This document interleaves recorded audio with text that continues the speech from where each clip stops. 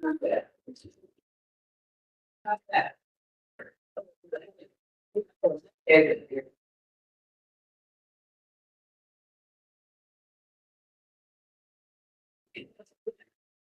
So you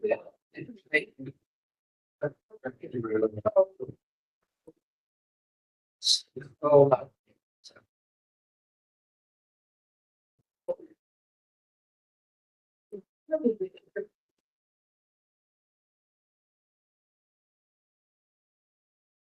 thank you. Here's me. I think that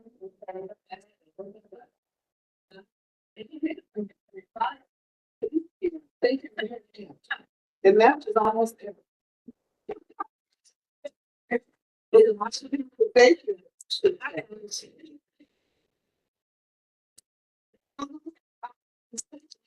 you. So, those are from the it's like, yeah, that's the recreation things. But there's really one of them is down back. But that one of the conversation. You have to, you have to be hard to do. And that's the sort of thing. The question sort of be. I love that she's ready to work. She's like, I'm telling you this. Thank you. Oh.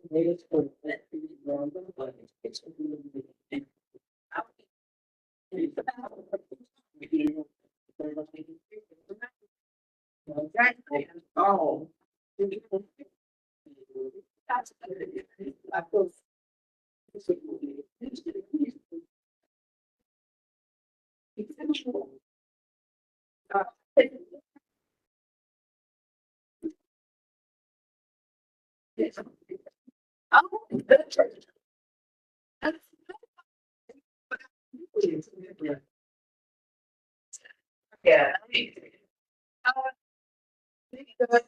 The landlord.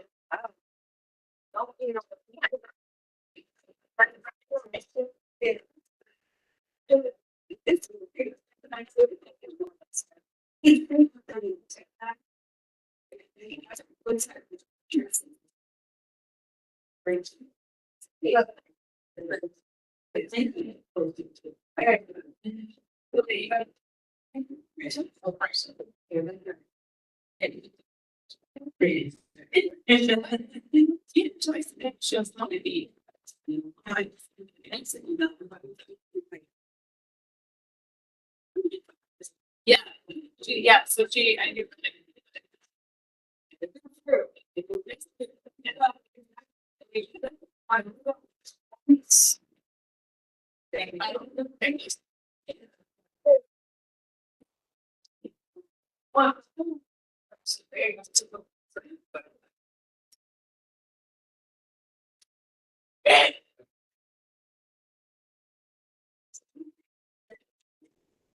It's some question.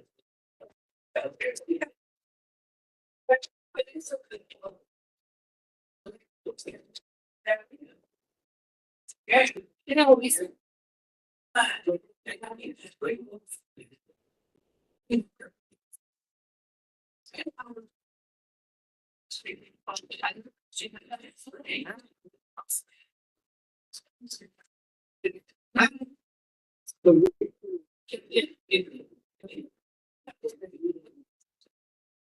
It's a survey, it's this, what they gonna put. I think it's now about his name.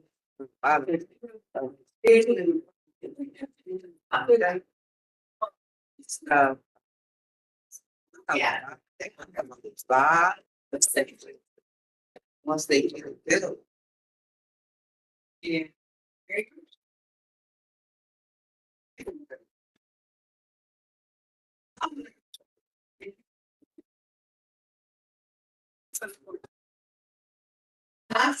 You all. Right, that's kind of.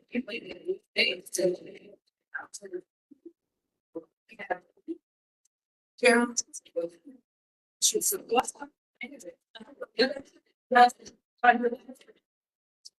It's fine. Wait to see that I see that. I see it's yeah, people can say to me. Yeah, just. It's here. Yes.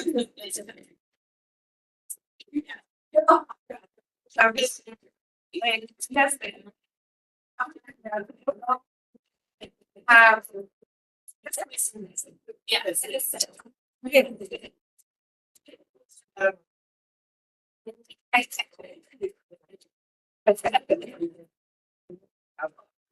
Something I do that or something. It's probably nothing.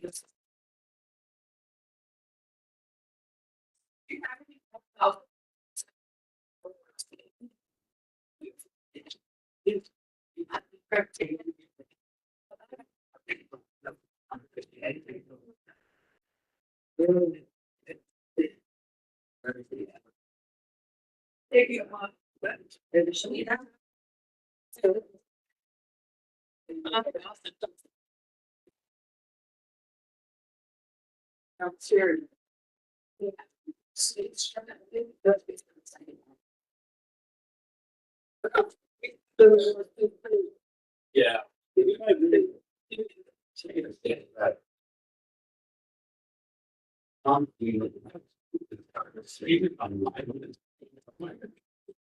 So we also have an entity.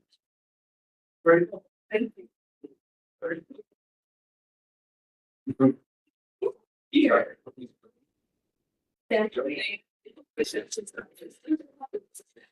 She said.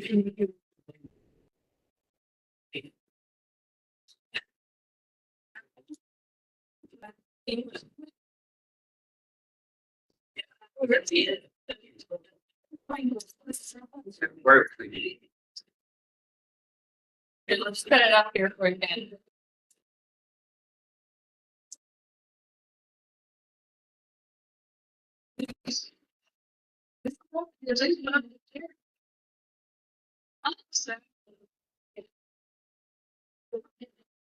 It's fine. They over.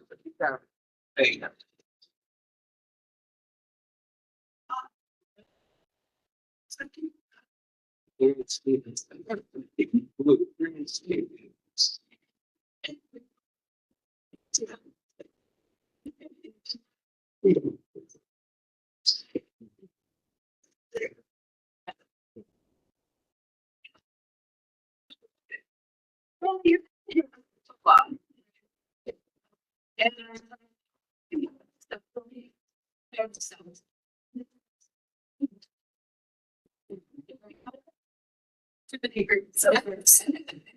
Yeah.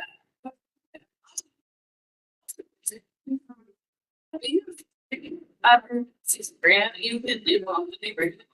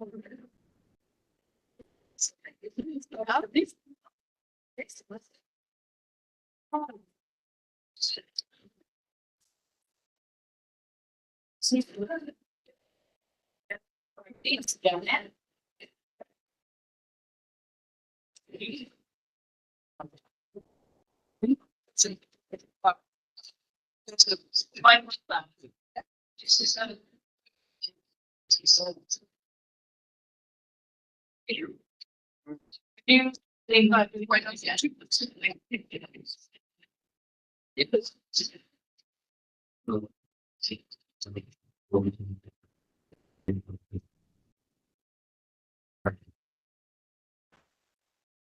Oh, yeah. Yeah. And that's the one, yeah. Well, one.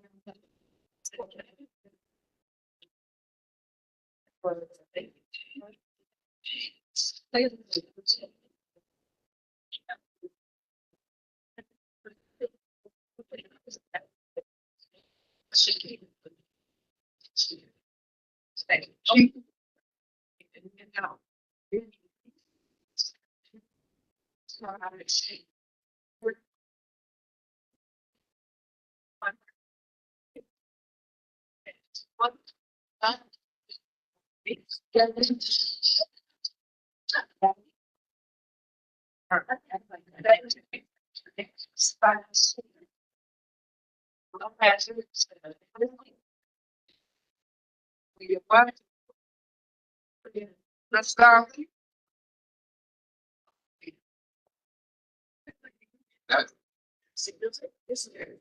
Yeah.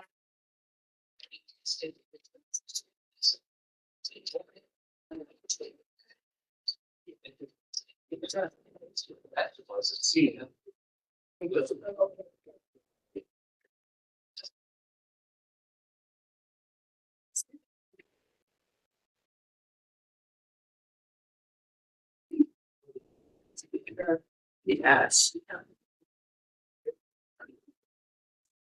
They just. Is the building still there? It's just. Right. And what?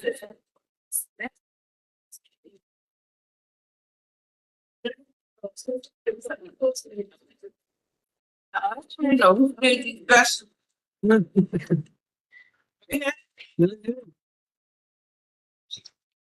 That season's so good, I'm thinking, I'm eating already.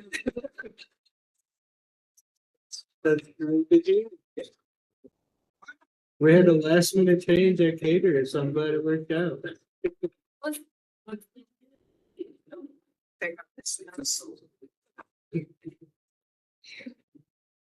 So. That's something. It's what. That's what it is. And it is. Expensive. Yeah.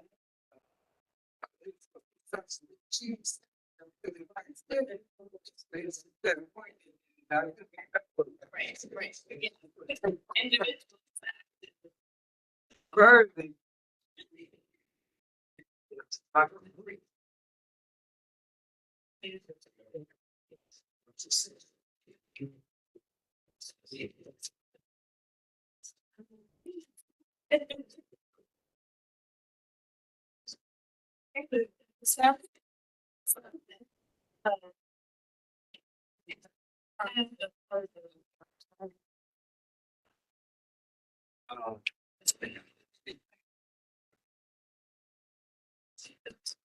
It is tough to.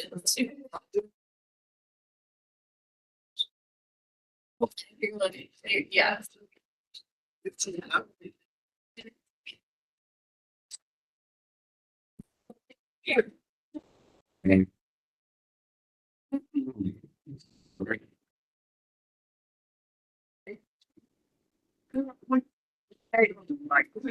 Oh, yeah.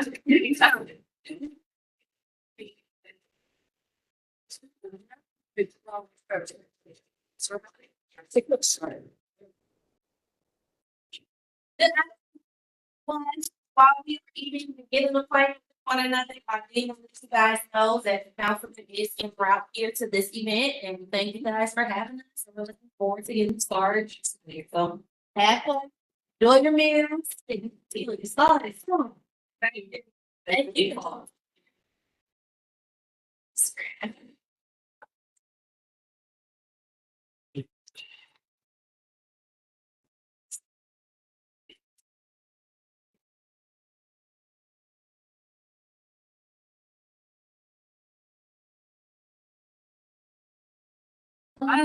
How close they are. And it's the boundary. Like, it's the house.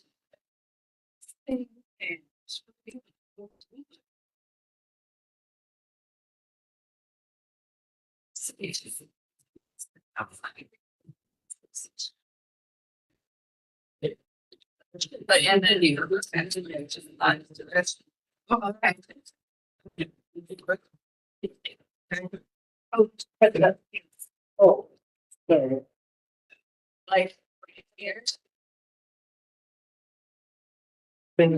spring. Those are just mine.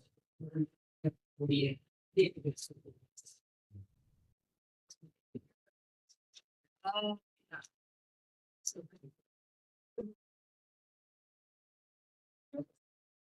Yep. That's.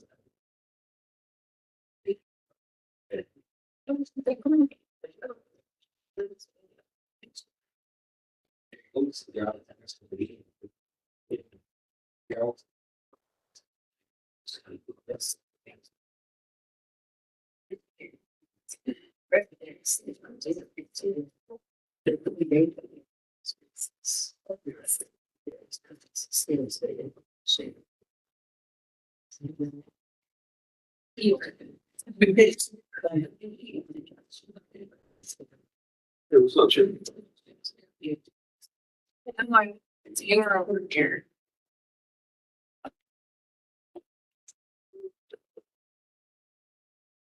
I'm thinking. Yeah. We'll wait till Star gets off.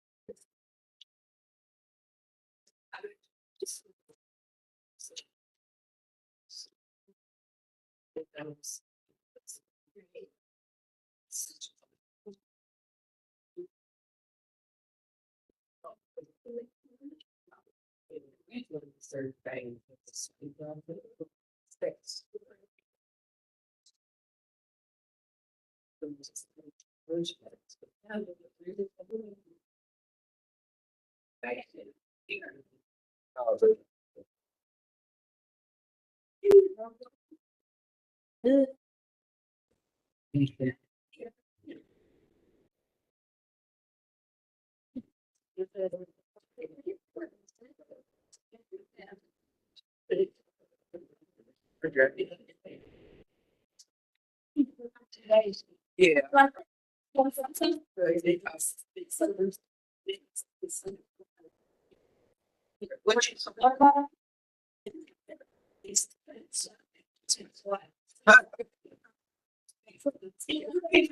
Yes, please.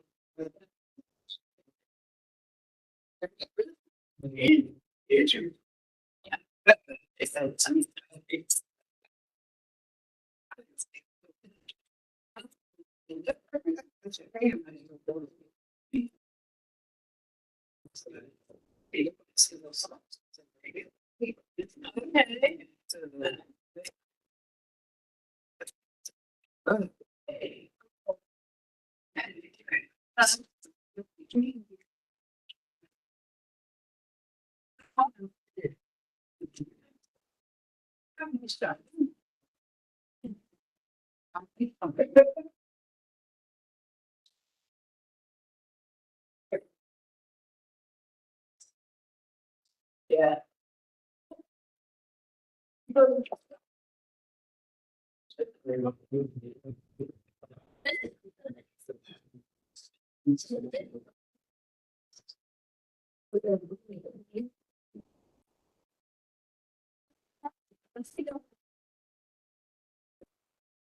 Yeah, right here. I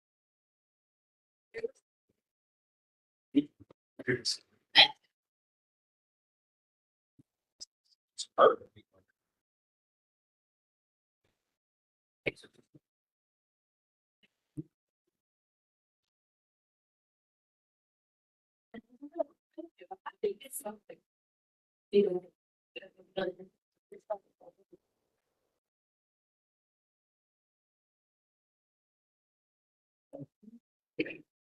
See you. Do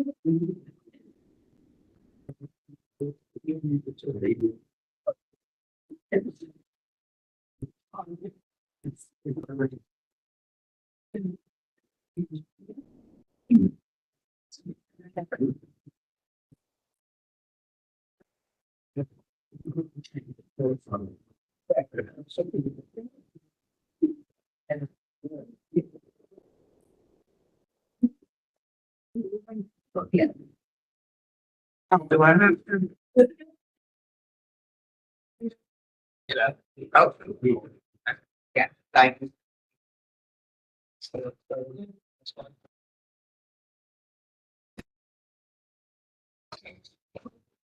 And.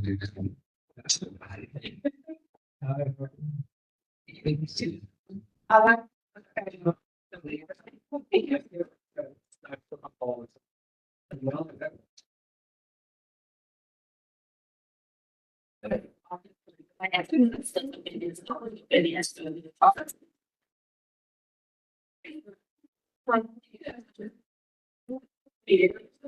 Thank you.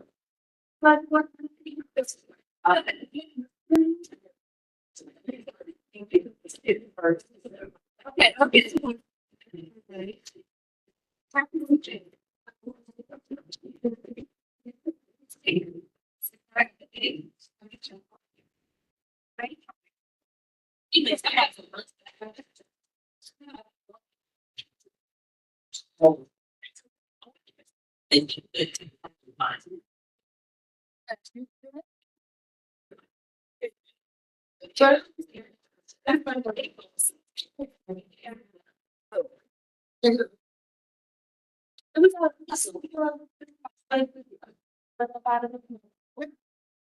Fencing.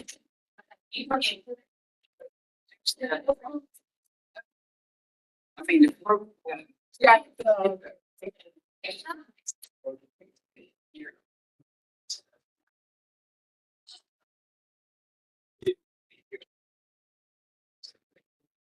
That's on the street, in fact.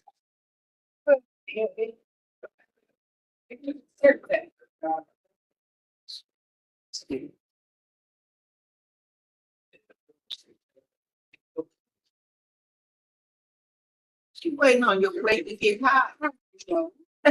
I'm fine.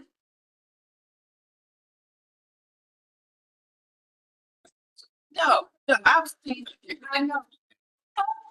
Yeah, girl. Okay. But I was waiting for the trash. Oh, let me know when you get yours. See, that's what I'm a. I don't eat much. I don't eat much. Oh, sure you don't. You need to enjoy, right? If it's good. That's it. I'm allergic to shellfish now. I used to eat lobster was one thing. Can't do it now. Kill. Yeah. Uh-uh.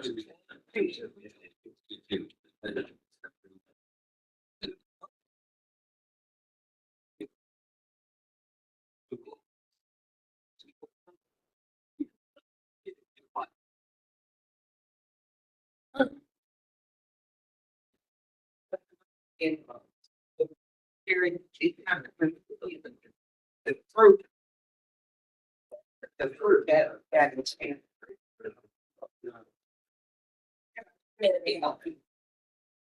I'm not. Yeah.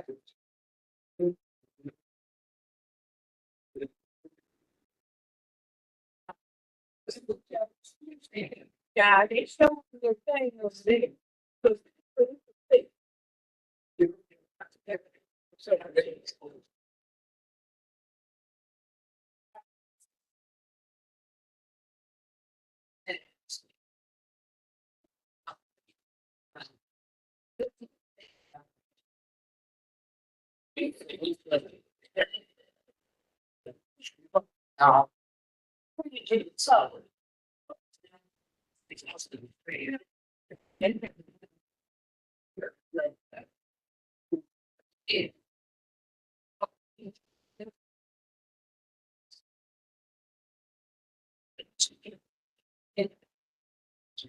It's just, but it is a big.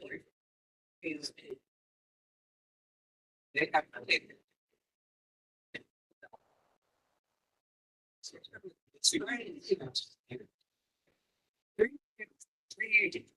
it. That's all. City, that's the lead. City.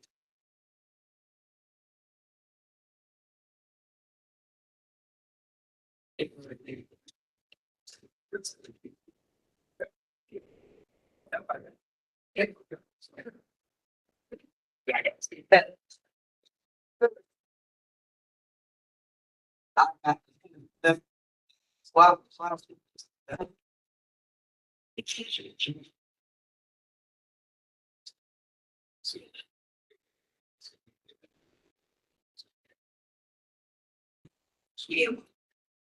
Yeah. No, what it is.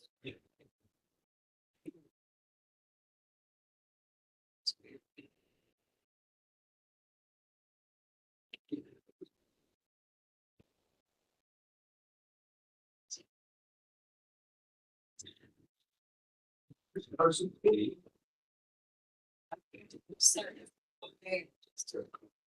I thought you this sound. Um,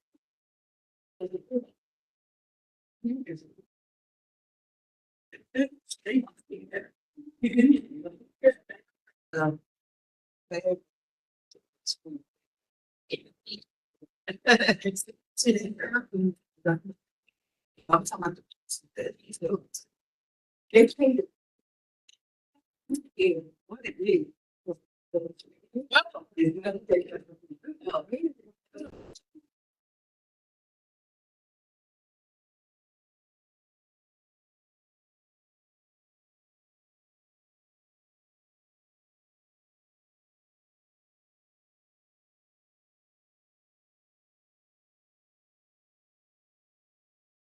Oh.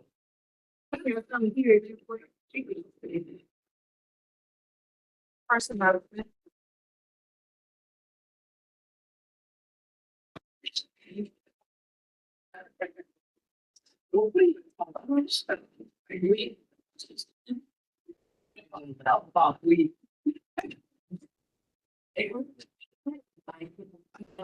They could take it too much with a face now. Sure.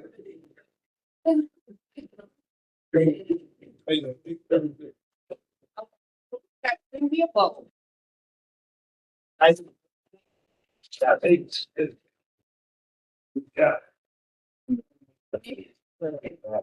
Yeah.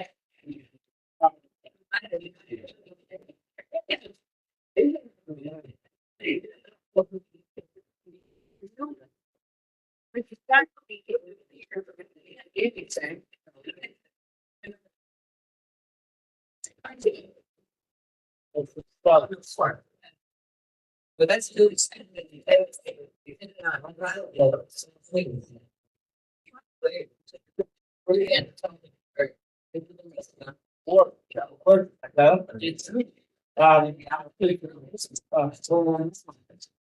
No.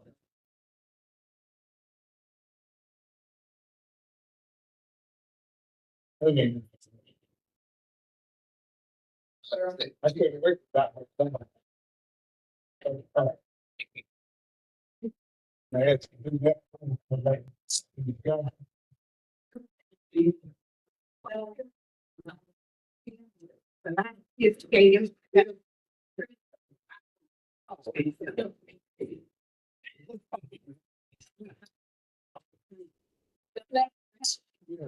Well.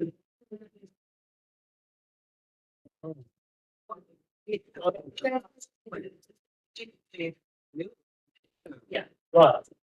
She started with that.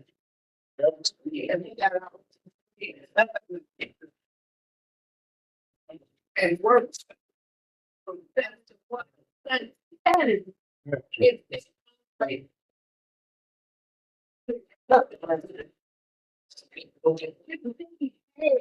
Oh, yeah. I like.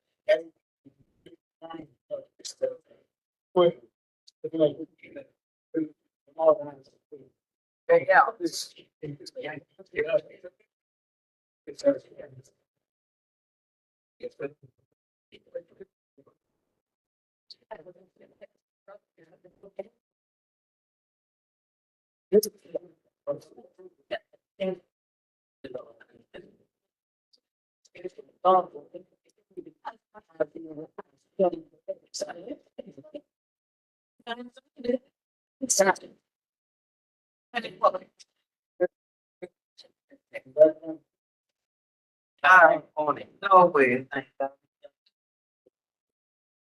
No way. What that little guy said. Yeah. Come on with it. Like, so, I got. Yeah.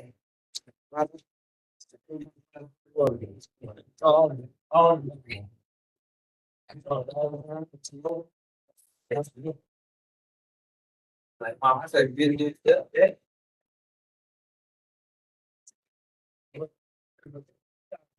Sure.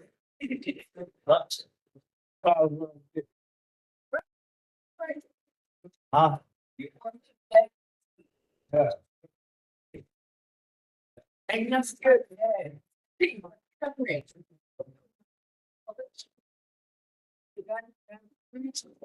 Thank you, ma'am.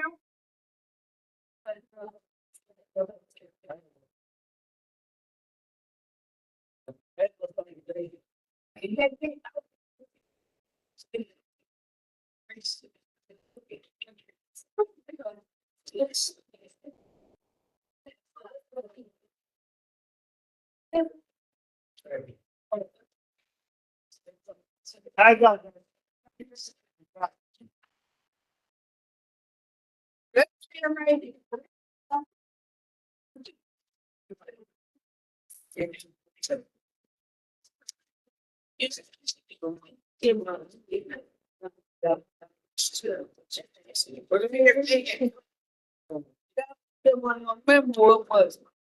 What I learned from that time.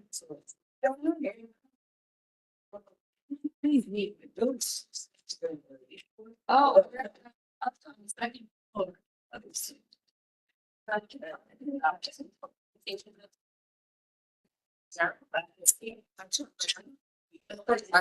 Hey, what?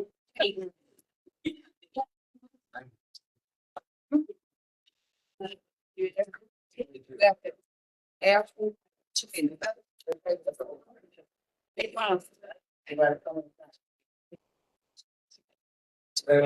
I'll be listening about what. I'll be there.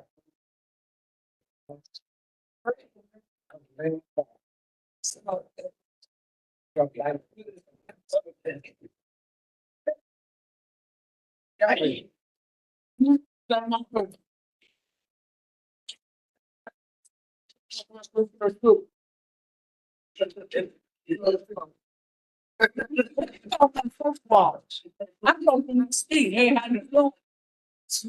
Mấy người đừng có nói from my from the house, so why you say bad one from Steve? Hey, how you doing? I'm taking care of it. I'm coming up. Wow.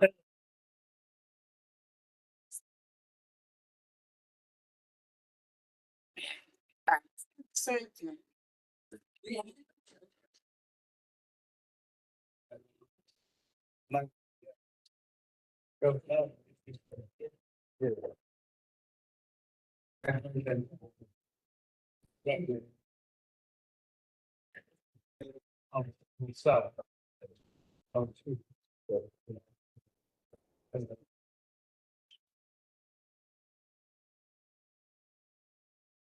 Yeah.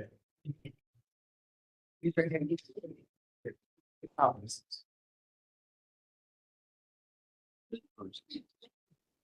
I took it. Back. tired, we walked.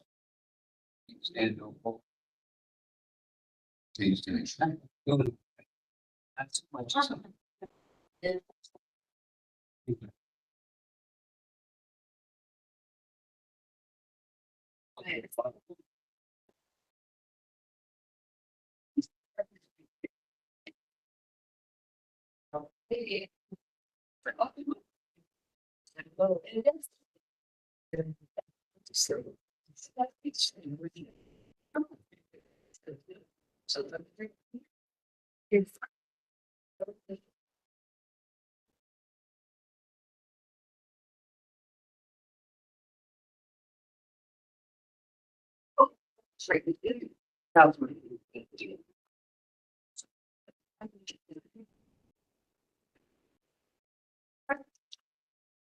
Right there.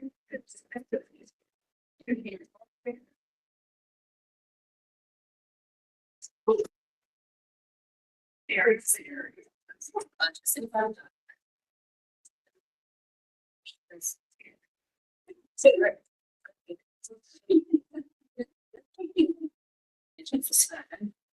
Thanks for letting it. I said last one.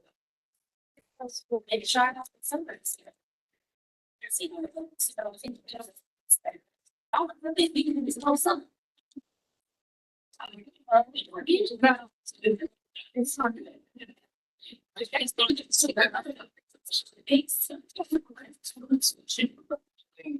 So I think you're.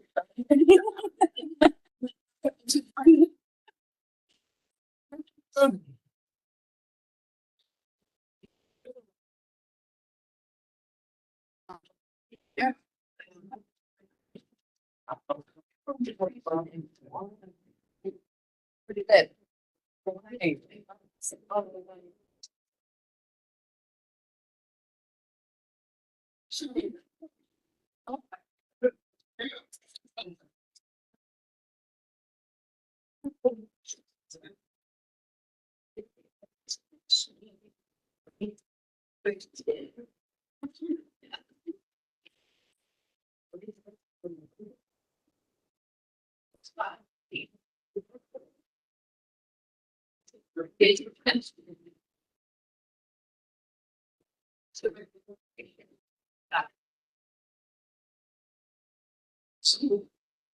Yeah.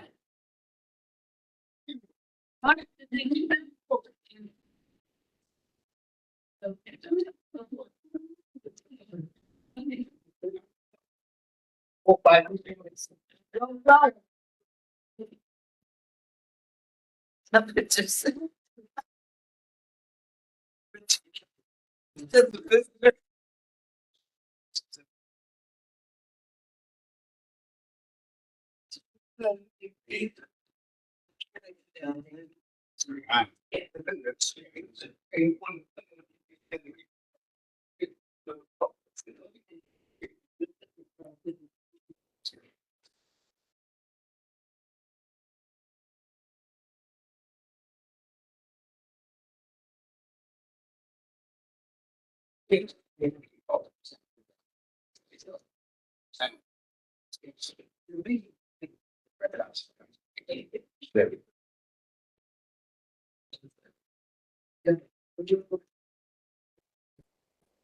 These things.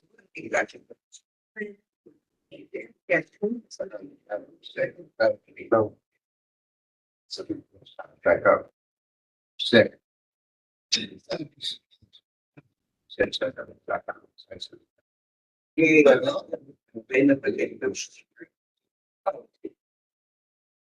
What are you doing? What are you?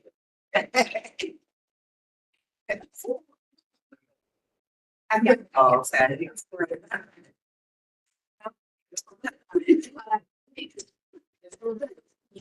Hey, I was trying to get. Thank you. So that's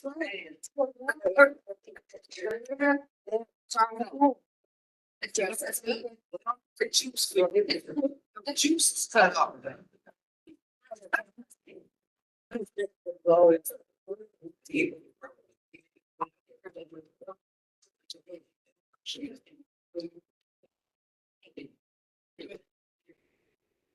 Good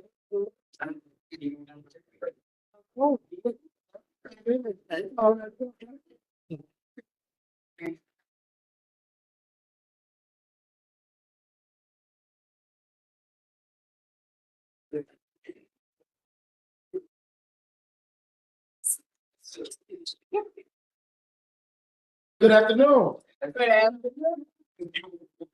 Is on? Okay. Yeah, it's on. Hey, how y'all doing? How y'all doing? Good. First, I want to say, obviously, Happy New Year. This is my first time back in Phillips Weekly this year, so Happy New Year and all a great holiday. I know it's supposed to be springtime, but you know how it is. In Cleveland, you could get all 4 seasons in 1 week. So then we have a different project that we're working on regarding some different planning in the city of Cleveland. And one of the initiatives that we've heard from residents throughout my tenure on council is residents want to know what's going on. We want to know what you're trying to do in our neighborhood. How does it benefit us? What type of community benefit packages, or what is actually going on with taxpayer dollars? So one of the things we try to do before any project goes is to come talk to the people, get an understanding of what you'd like to see. And we got that today, right now, when we're dealing with the Lakefront project. So there's been surveys going around. I know all of us ain't big on the technology, but sometimes we got to do the #1 source of marketing, and that's sit down and talk. So as councilman, I'm glad to be able to bring the city here. I'm also going to be glad to bring everyone in a part of this project. We all been hearing on the news about the Lakefront. We all been hearing about what may be happening, but it's time for us to get the truth and get the reality of what is going on. So I'm glad to be able to do the welcome. I'm glad to see you all. And if you got a friend that ain't been here, tell them I say get to the meetings because it's very important that we spread the message of what's going on. So thank y'all for being here. So let's get started. Here go next. Appreciate it, Councilman. That's wonderful. And I just wanted to thank everybody for coming out to say welcome. We really appreciate everybody on a cold, blustery Cleveland day at the end of March. Thank you for that. So thank you so much. And I just, so my name is Dan Chingo. I'm the principal planner for city planning. Been an infra director today. She just sends her residents, her family is dealing with a bit of a family emergency. So we're here, just put her thoughts or her family's thoughts of you. Just some quick housekeeping. Restroom just down the way here. Please help yourself to food seconds with plenty. Be pretty casual today. We'll have a bit of a presentation, panel discussion between us and some of our neighbors, and then we'll switch to just a round table at each table individually and run through some questions with y'all. But we did want to just give a quick background on the project. This is one of these exciting projects for the city. North Coast Plan, we're really talking about the lakefront, right? Getting access to a place that has generally been inaccessible for us for hundreds of years, like 100 years, really, right? So what we're talking about, how many folks are familiar with the Cleveland Browns Stadium where that's located? That whole area north of it. Right. Right. Let's go around.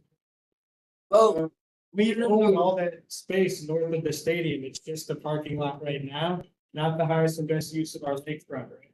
So this is one of those important projects that could really be changing the city. And it's not just about connecting, like getting our access there, like you can get there easier, that type of thing. It's really about reconnecting our community to our.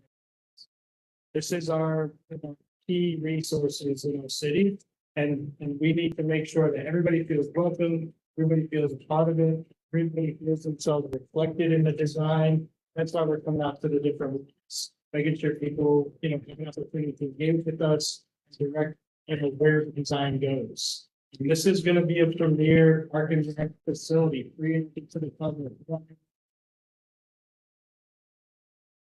in that space. We've done a lot of engagement through the community. It's been about 18 months of engagement so far. We're going to talk about a lot today on the data that the community in the next 18 months. But through that process, we had to pause a couple of times and just do a representation check. Are we hearing from the entire community, right? And we found that we weren't. So places in particular, more than 14, we didn't hear enough from.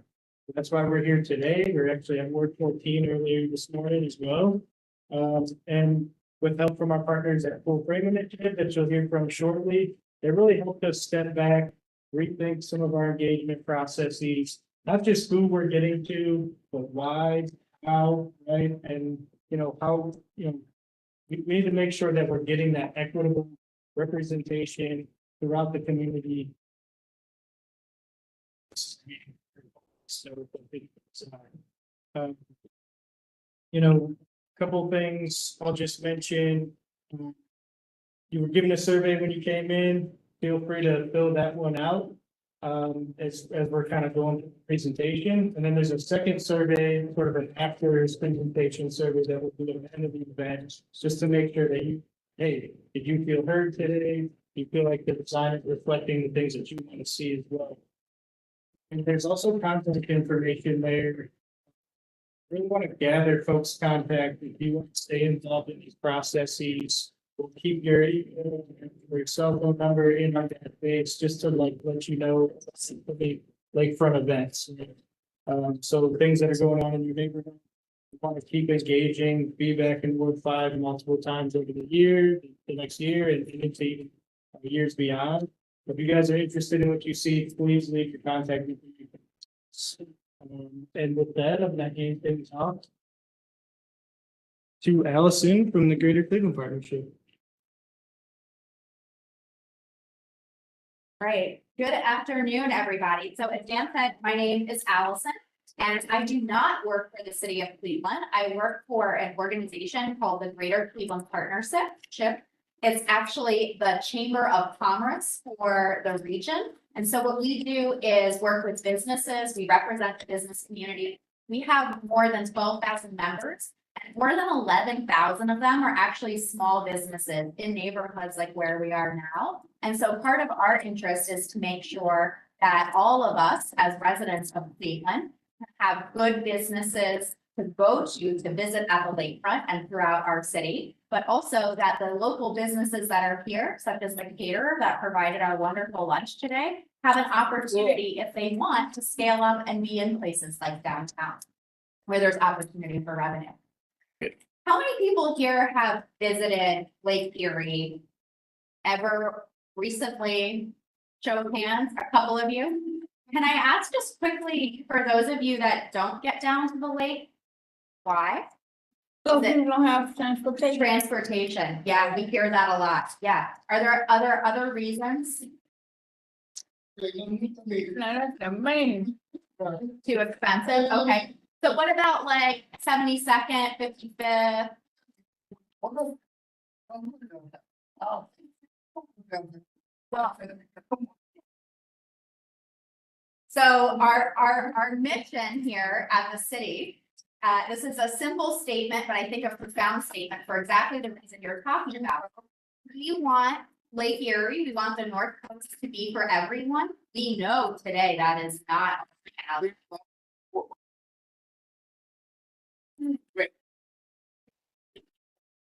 And we're changing that, right? Right now. Everyone here in this room is part of that design process. We're gonna walk you through where we are right now, including some history. You'll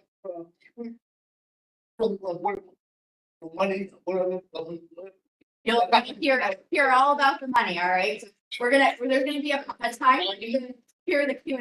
Okay, so really, again, simple but profound statement. Again, right here, this is not for everyone. Listen up, everyone, for the sake of our meeting, I hear you, I hear you.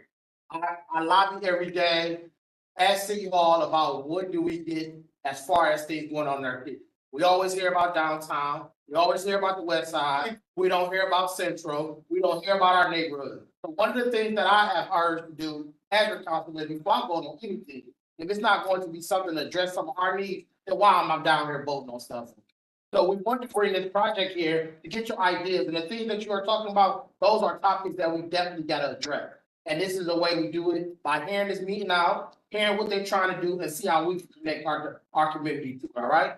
So they're gonna do a presentation. After they do the presentation, we go into a Q&A session. So if some thoughts that you have, write down a little bullet point note, so we can be able to talk about it after the presentation, so we can see where they are at. I got you, info down. I got you. I'm with you. I'm with you, that's why we here. Look, no, right after we do the presentation.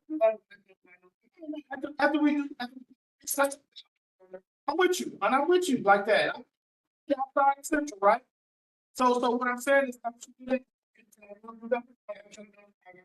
got you.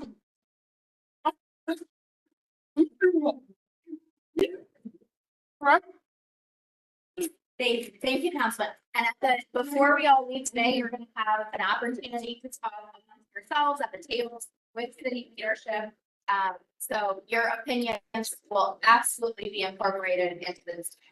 So when we talk about the North Coast, right, we're all familiar with the idea of the West Coast, the East Coast. It's a point of pride for Cleveland to have Lake Erie. We are a freshwater capital. We have 80% of the world's freshwater right here in Cleveland, right? So we want to develop this pride, right, of the best coast, the North Coast. And what we're talking about specifically today, while we have all this access to waterfront, you've been to Edgewater, you've been to Euclid Beach, that's where I live at Euclid Beach in Collinwood, right? But we're talking specifically today about the North Coast Lakefront, which in our terms is the downtown. So that's indicated here on this map in blue. Again, Dan pulled out the Brown Stadium, which is indicated there in yellow. One of the things that this is part of as a larger vision is thinking about the riverfront as well. So there's been a lot of development happening there. Maybe you've been down at the east bank of the flats. There's been a lot of trail development. So great spaces for families to be able to get out on bikes and trikes and navigate the riverfront. And we're also all working together to enhance that connectivity so that if you go down to Public Square for an event, you feel safe with your family, biking or walking along the streets to connect to the lake or to the river. So if you have been downtown recently, these images might look familiar to you. On the left side of the screen, that's West 3rd. So if I were downtown near the Justice Center trying to get to the lakefront, this would be my condition. The sidewalk ends, the crosswalk basically delivers me nowhere. It's really difficult to get down to that lake. If I am looking at the pictures in the upper right-hand corner, that's on 9th Street. So maybe I'm coming from City Hall, I'm trying to get down to where Captain Frank's used to be, or where the good time is now. And it's really not a good environment to do that. If I'm in a wheelchair, if I'm pushing a stroller, I'm really working hard because it's a hard hill to climb. There's no benches, there aren't any trees. If it's a summer day, you know, we're all wishing for warmer weather right now. But if it's a summer day, it's not a good environment for me. I have these fences to contend with. I also have a lot of cars. I need to be looking in all different directions. Because people are coming off of a highway and going very, very fast entering our downtown. You'll hear from Keisha about ways that we're trying to fix that. And then lastly, the lower image here, that is if I'm at Mall C. Has anyone been to Mall C for maybe Juneteenth or the Pride Parade? It's a big, you've been there. It's a big, great space for events. And this photo was taken at the very edge. So if I am looking at the lakefront, I'm like, wow, the Science Center, the Rock Hall, I just want to be down by the water. I cannot get there because there are railroad tracks. Those are heavy freight trains, the RTA waterfront line going through. So that's where the land bridge is proposed to connect. So now I can get to the waterfront and you'll hear more about the land bridge. And this is a slide and history that makes me personally sad because today, where we used to have parks, this is the county courthouse that's on Lakeside near West 3rd, where we used to have parks. This beautiful park with its bridges, ability to get down to the water. Guess what's there today? No, Parking, where we used to have parks, today we have a parking. So we have decided that instead of a place, that is where people are gonna park their cars. So we used to have years ago or so. And that's what we're trying to get back to today, right? A place for everyone, not a place for cars, a place. And so part of understanding the history is not just finding out that we used to have parks and then we want to get back to having parks, but is really thinking about the people that used to use this place. You'll see in Dan's presentation that today it's largely a vacant parking lot, but the existing condition is not just that it was always a parking lot, right? There were people that used 9th Street as freedom seekers in the Underground Railroad to gain their freedom to go to Canada. There's so much history, whether we're talking about the Native American community and the way that they think differently about the connection to land and water as actually having personhood. We have Asian communities here in Cleveland that have a very different relationship and want to have a different relationship to water than the industrial side of our community that uses it to extract, right, to manufacture steel. So all these different interests in water and lakefront, we all have to come together, but we think we can't move forward until we understand our history. And so we're also asking you all today on your surveys, if you have any memories of the water, doesn't even have to be here in Cleveland, maybe you traveled to a place like Detroit, Chicago, maybe the West or the East Coast. And if you've had a relationship to water, or maybe it's something in your family or your cultural history that's important to you to share with us, we'd love to have that information. We are sharing that on our website. We also had an event at the Rock Hall in fall of 2023, and that is on our website. You can watch that entire event. And we have 5 different representatives to talk about the historical aspects from their personal lives and their family, as well as from a more culturally significant lens, talking about the water and how they hope the Lake Erie development will evolve here on the Northwest. So before I turn it over to Keisha, I just want to kind of reorient us. We've been talking about the North Coast, this lakefront vision, again, a place for everyone to be. It's so early in our vision documents. You're going to see some great photos, but it's very early days for all of us to be designing this. So we really need your voice. We're super grateful for you to be participating in this way.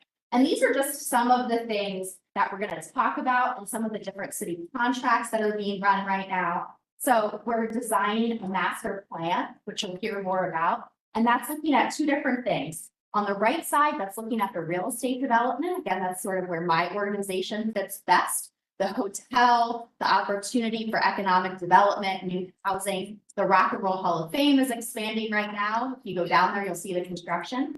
On this side, we have the beach, the park, the playground, all free park space. Again, right? We want to get back to free, affordable parking or park space where we currently have parking, right? That's our goal. And then the road and the connectivity piece of it. You're going to hear today around how our city has been so designed for cars. We know that many Cleveland residents don't have access to their own personal vehicle, and we all want to commute in different ways. I might want to take the bus, you might want to hop on the train or walk or bike. There's all different ways of accessibility, and we need to make sure our city is designed in that way. So that's what you're going to see about some of the changes so that we can design a really great lakefront, but also much better ways to get there, again, for all of us. So with that, I will pass it over to Keisha, who is the Assistant Director in the Mayor's Office of Capital Projects at the City of Cleveland and leading this project.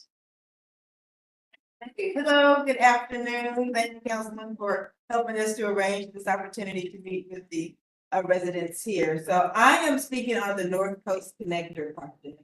So it has been said before, we are kind of phasing this work. So the first part of this conversation is about how we connect to the lake, how we can improve those connections to the lake. So when you think about getting somewhere, you think about walking, driving, maybe taking a bicycle. We have these scooters that are around, even RTA, buses, trains. There are different ways to get to different places, but we want to make sure that all of those options, those opportunities are available for the North Coast Connector component of this project. So what has happened in the past, and we talk about history, so you need to know what's happened so you don't repeat it, right? So in the case of Cleveland, it was mentioned earlier about the steel industry. Cleveland was very industrial. They wanted to make sure they could maximize all opportunities to make that money, build cars. create steel. And so in order to do that, we needed a railroad.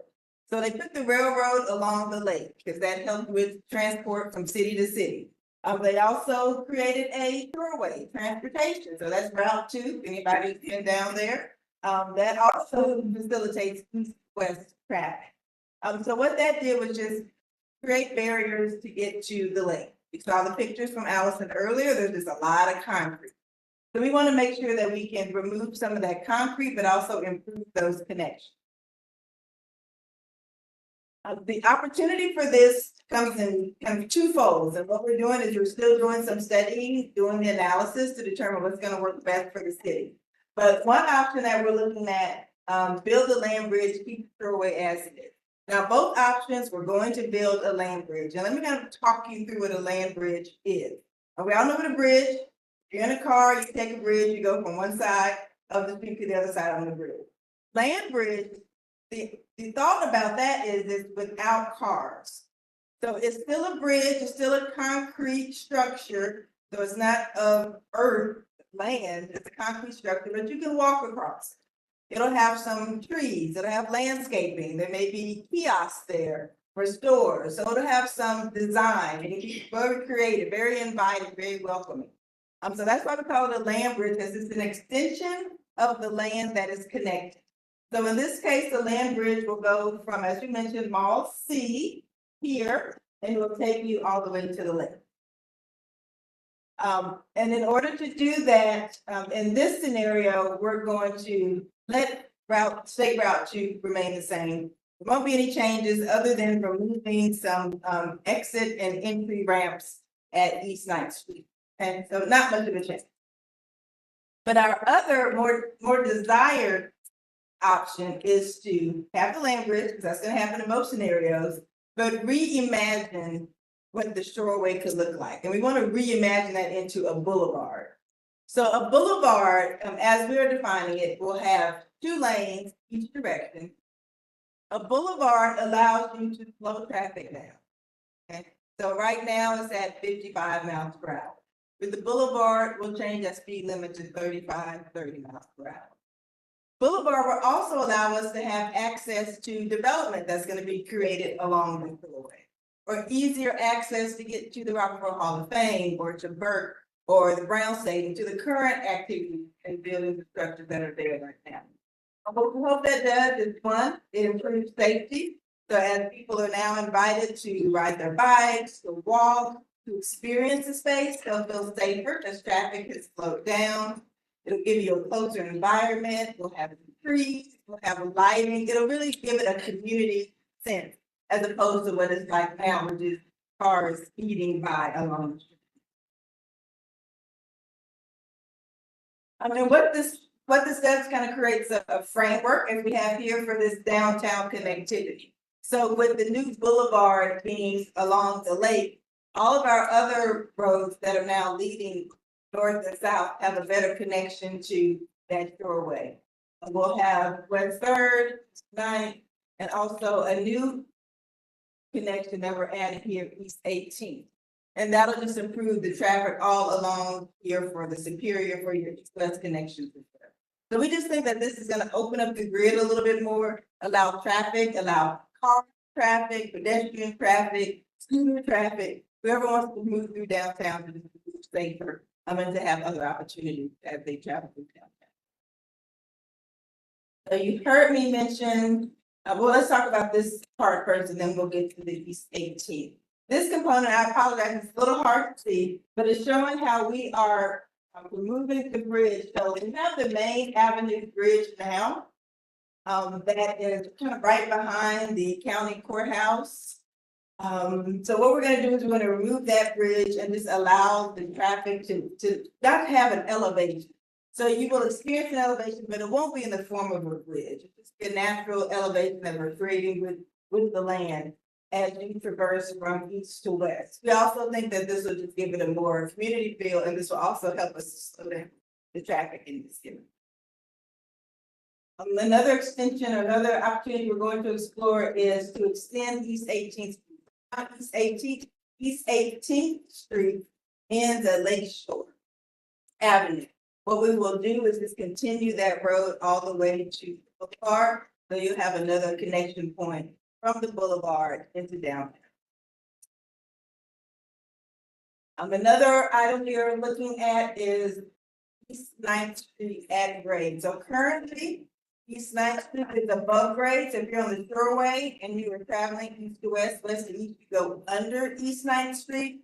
What we will do is bring that to grade. So the boulevard and Ninth Street will form an intersection.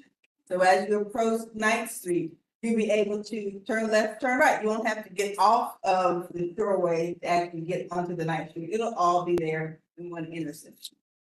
So this is what we're speaking of when we say kind of create community, create something that feels more intimate. If you have intersections, then you're able to put development on these four corners. People can access maybe stores, easier access to Rockville Hall of Fame. And that just kind of makes people want to slow down. They want to see what's there. So they're not zipping by at 50, 55 miles per hour, but they're slowing down. This isn't lighted intersection, so it's a signal, so that also help us to maintain traffic flow. And this project is also including additional lighted signals, lighted intersections along the roadway. So that'll also help us to keep traffic.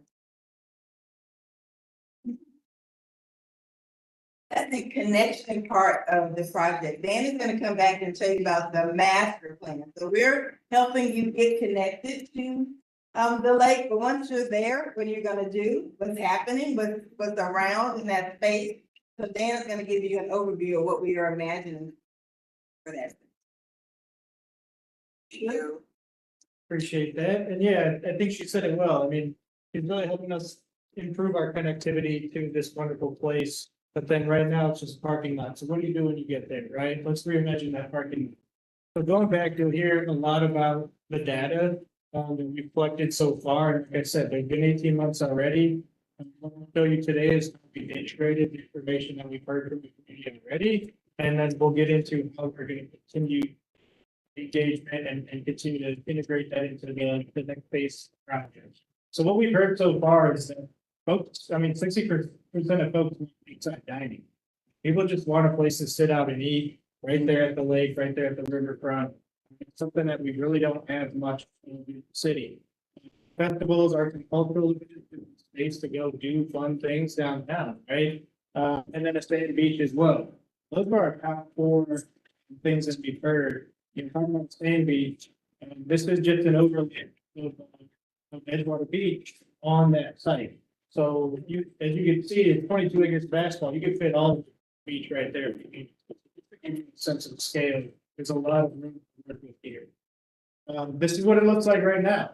It's just, like I said, basketball right at the waterfront, not our fences, but streets. The city of Cleveland owns it though, and we can really get that in what our connection to the lake is. And this is where we've gotten so far in the last 18 months, engaging with folks, doing some design. This is just a framework, a vision, giving us an idea of where we can go, giving us a plan that we could go fundraise with when we go after federal and state dollars. But, you know, basically welcome to what could be your new urban downtown waterfront public park, right? This place will be free, you know, open to the public, all kinds of amenities. Come down here and enjoy. And actually that view from Mall C, you can continue instead of, you know, being stopped at the railroad tracks, you can continue all the way across, nice park-like setting, all the way down to the waterfront. One of the other exciting things that, you know, pulling, you know, into the boulevard, it opens up a lot of space and it allows us to build this space here. This is where the current little Amtrak station is. It's about on this side. It allows us to really actually what a downtown train and bus station would look like and have this really wonderful connective tissue right there. So if you take the bus, you take the train, you can drop off right here. You can take the elevator right up from the train station. And you could even just walk across the boulevard because it'll be a normal green. So just increasing that ability to connect to all these things. To have a beautiful.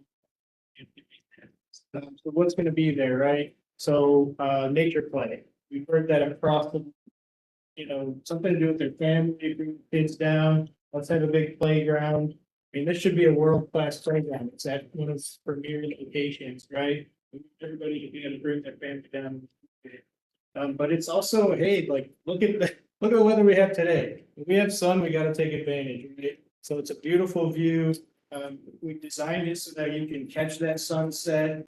Great place to just hang out, you know, hear the waves, the wind, watch, you know, the birds fly around, let's go by. Just a place to enjoy with your family, have a good time. That's what the city's property should be used. And we've got a splash pad there, so the little ones could run around in summer days. But as you mentioned, you know, this whole area is a big plaza that we can host bigger events, series, outdoor movies, and things like that. And the land bridge is actually designed so that the amphitheater seating is built right in. So let's get some bang for our buck. It's not just a bridge. What else can we deliver for our community? And again, just, hey, let's enjoy that beautiful day from having in many years. Hey, we're Cleveland though. It's winter, feeling it today. Let's embrace that down here at the Lakefront. Let's have, you know, winter markets.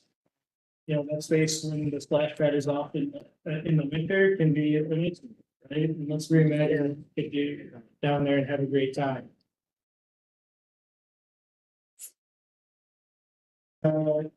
We heard a lot about the beach, and there's a lot of technical process we mentioned to get us to this point. But you know, whenever anybody gets to the beach, they see the water, they put their feet in, right? And we want to see that happen here too. So let's get not just the sand beach, but let's get some nice, let's bring nature back to a place that has had nature in forever. And really make it a beautiful park to be with your family. Again, let's embrace the winter, sledding hill, you know, a place to hang out, nice fishing gear. I'm not sure how many folks go down to the lake in the winter, but see it ice over. It's kind of interesting. It's beautiful. It's something you don't see often. Let's give you that access as well. And then in the summer, you know, you go fishing, all the fun stuff. You know, we did mention that number one thing was lakeside dining. So we're designing a food hall. So this would be multi-story. Working, you know, again, city owns this property, so how can we help entrepreneurs get into a space right downtown and kind of be a part of the whole synergy of this plan? Let's make affordable food options, right? So, you know, we all know if it's a private development, luxury, $50 plates, we can't go to do that, right? We can't bring our family even. So, you know, we need affordable price points. You know, I think Frank's was mentioned earlier, you could go get an ice cream cone, you know, a hot dog, you know, something that your family, when you get to the park, people are gonna get hungry, you know, so on and so forth. Let's make sure that they have a place to go that's affordable, and get you up in elevation. Let's go look at the water and right, yeah. And so back to that shore to shore vision, it's one of the premier things I'm really excited about. Shore to shore is basically our lakefront and our riverfront, and two shores and our pools are downtown. Let's make sure that we can connect between those places, because we can do that now. But these should be our economic drivers. You know, we should be able to like utilize these spaces better to generate more funds so that we could do more. Part of what he's proposing and doing the council right now, so however you want to help us out, is the TIF district. And this is something, one little outline of downtown that will need the TIF to generate more funds. But the whole idea is for, as those funds get generated, we can use them back in our neighborhoods, back in Ward 5, back in Ward 14, right, in these places that need it. You know, this little area of our downtown generates 6% tax revenue right now, 60%, right? So the more that we invest here, the more ROI that we get, the more that we can spend everywhere else, right? A lot of the goals of this is to that park and rec thing. We're doing a park and rec master plan, so we want to make sure that the funds can help park and rec every single neighborhood. You know, parks are in bad shape, so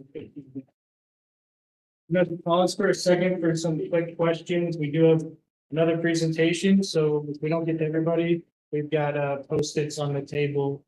You can write your questions and we'll take those at the round table. Any quick questions? Any questions regarding the presentation that you saw so far? Great question.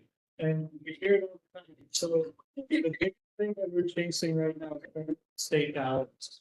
Well, those tax dollars already exist. Trying to bring it back again.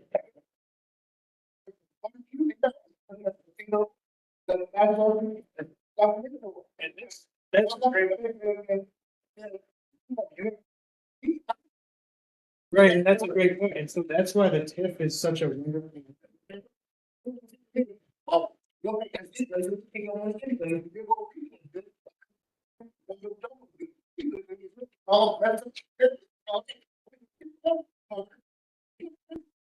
Well, it's.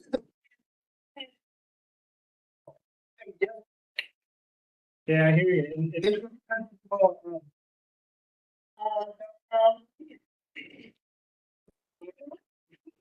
And I'll say this is why the TIF is. Can I answer it real quick? So this is why the TIF is exciting, because when they make those investments, those big, they own, you're talking about the stadiums, these big multi-million dollars, when they spend that money downtown, we can capture that, and we can deliver it outside the neighborhood. Right? And that's what the TIF helps us do.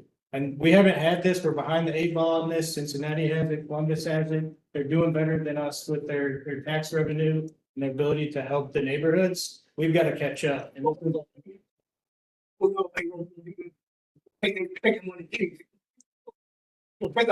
this area downtown, so there's no refund tax for anybody. What's that?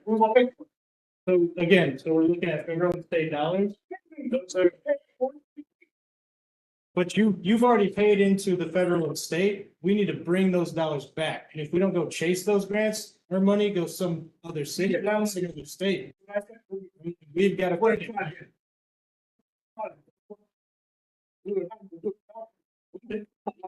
Think of it this way, there's.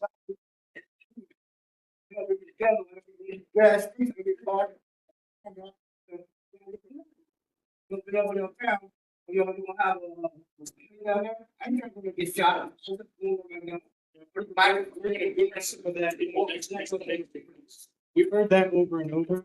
I'm glad you brought it up. Thing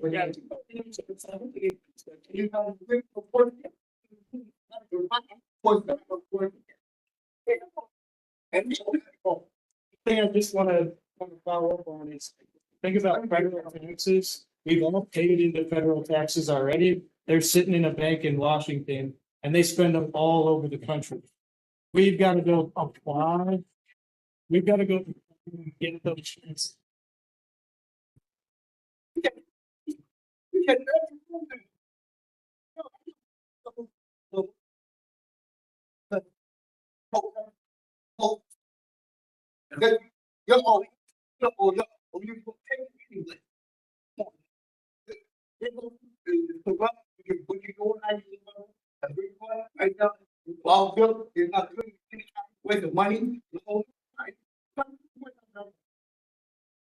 Yeah, we hear you. We've heard this through the community a lot of times, right? And so, and I think we're gonna get into that next week. What's in it? So put it up.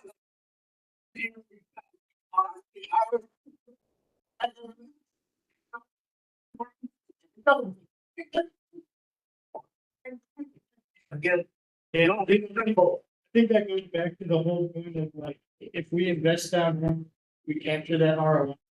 Is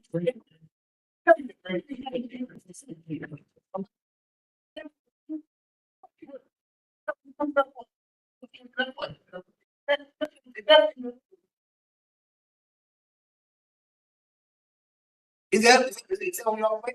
I'm gonna get your question. Was it? Yeah. So this is what we're showing. It's like.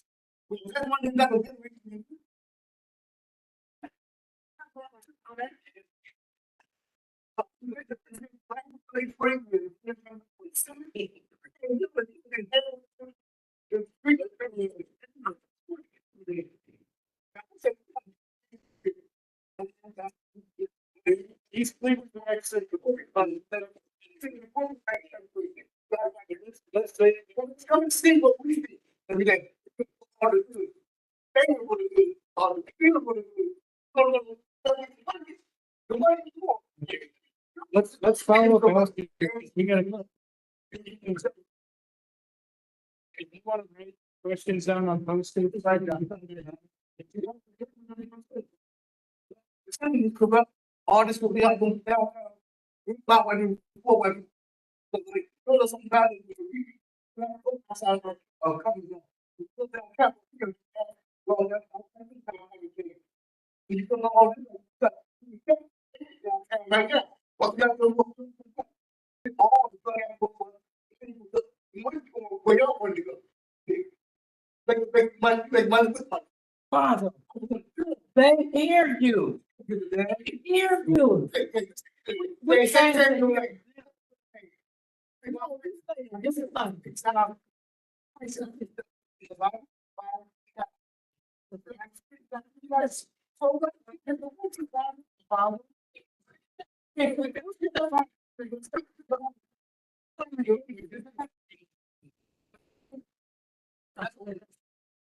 The problem. That's why we're here. We're here. I thought.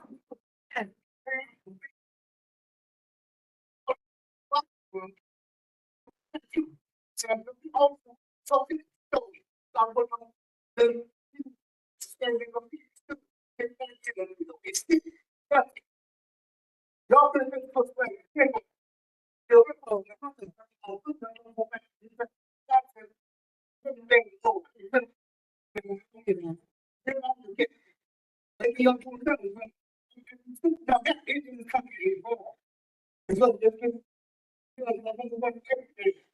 Everything.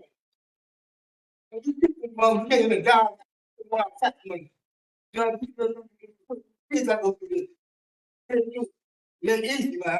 Yeah, and honestly, we've heard this over and over, and we gotta rewrite that story.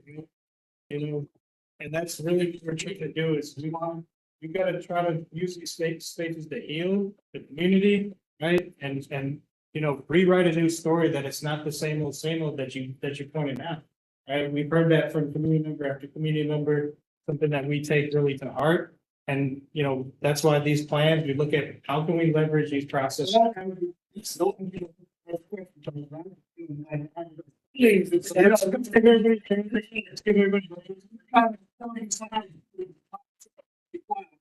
oh, but you will. Okay, yeah, that's quick. Yeah, yeah. We know, but we said you want to hear everybody. We got. Yeah, we got.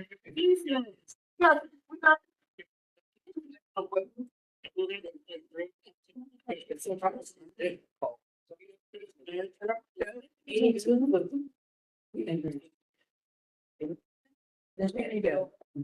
Hello. Hello. Oh, no.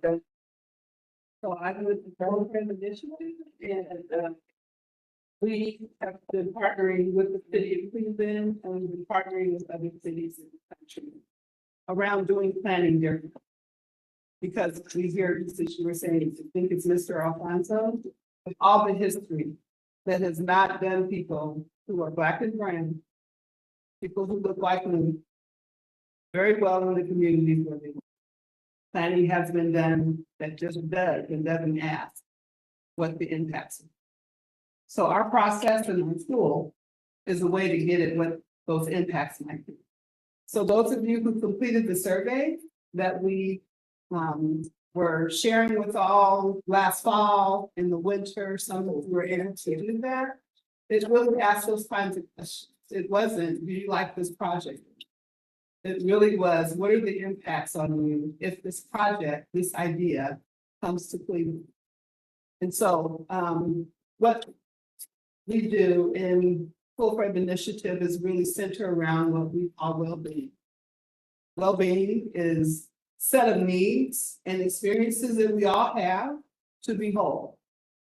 And so what makes us whole is very different for individuals, but as a community, we have certain things that we do have in common.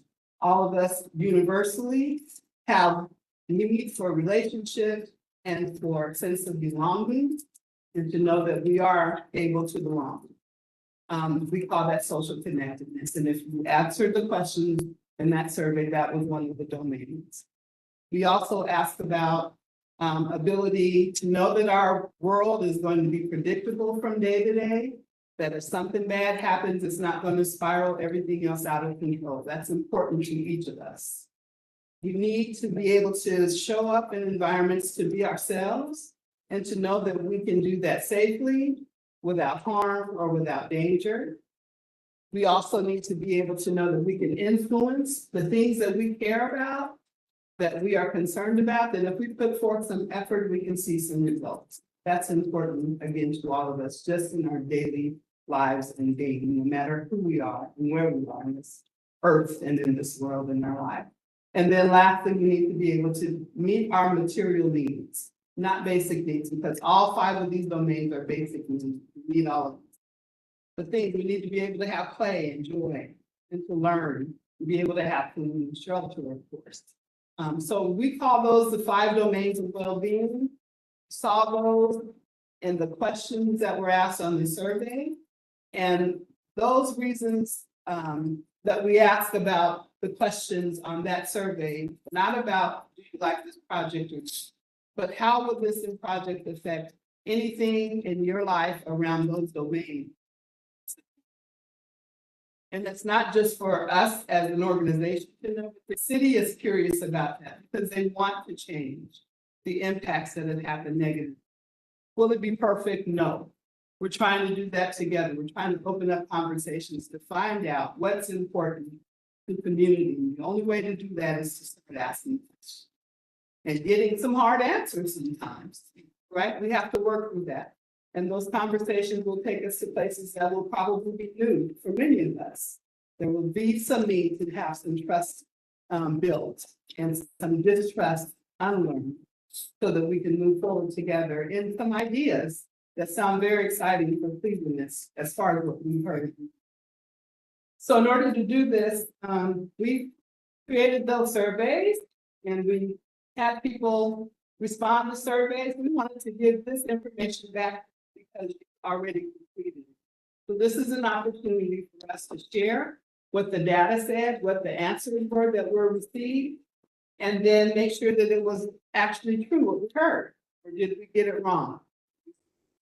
And how we got this information was through surveys that were completed and from the answers that people wrote in as to whether or not it was going to be impactful to any extreme as a very good thing or actually negatively impacted. We didn't do this ourselves as the outsiders coming in. The city didn't do it themselves, but we asked people who are from the community, who are experts in the community, who have relationships in the community, who know the community to do this work. And within just a few weeks, those 12 people were able to get 361 responses from your community. And they were able to do this. It's amazing if you've done surveys before, because people don't always want to complete surveys. They're not excited about that. But they were able, because they have the relationships, because they're concerned about the community, because they advocate for communities that they live in, because they are leaders in the community that they live in. They brought that to the community to hear back and say, here's your opportunity to tell the city whatever's on your mind and how to. And we did see all of those responses, which Chantel will be able to share in a little bit in terms of responses that were given. And they were some hard ones. They were telling the truth. And the city wants to hear the truth. And so we have to do something with that truth. And there are some plans in order to do it. Just wanted to share that these particular surveys, they were targeted to really get the voices for these 4 groups that were not being heard adequately. That was from the Black and African American residents, Hispanic and Latino residents, the youth and elders, 60 plus, And then those who had household incomes less than $50,000. That's who was targeted. There were a lot of surveys provided, got responses from people who were not actually targeting those specific populations, but really the effort to get those voices is what was concentrated. So in that last October, November period, that's what was going on. If you saw people, we have some of our credible messengers here today, you might recognize, they were people asking you, please, this is it. So we're here to report back and hear from you whether or not we got it right, where we. So I'll turn it over to the policy.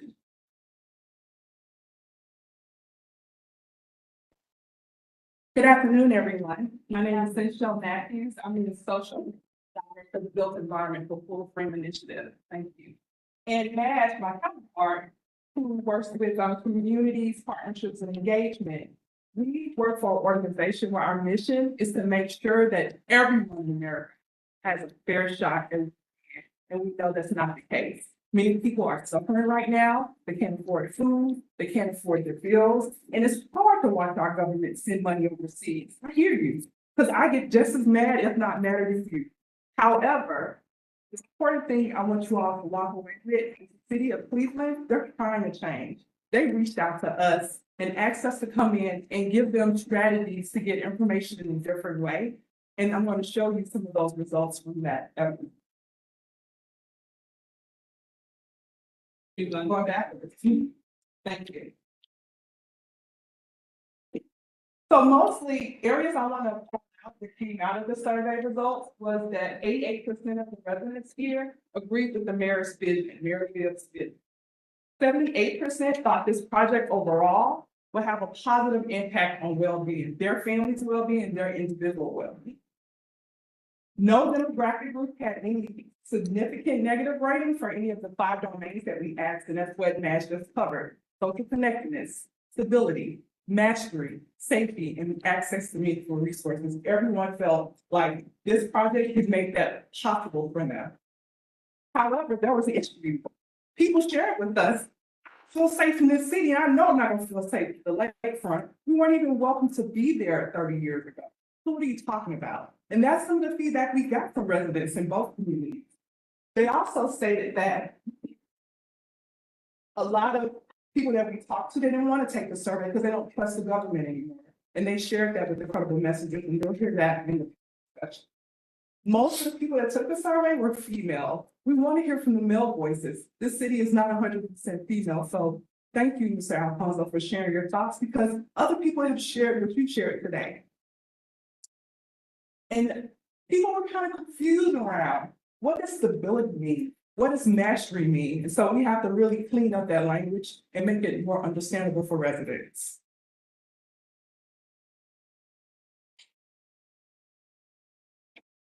So I want to tell you something. We got together November 16, 2023 to look at this data. And it wasn't just our organization, it was your city government came to the room and residents who live in Ward 5 and 14. And we went through each one of your comments, one by one, to identify themes.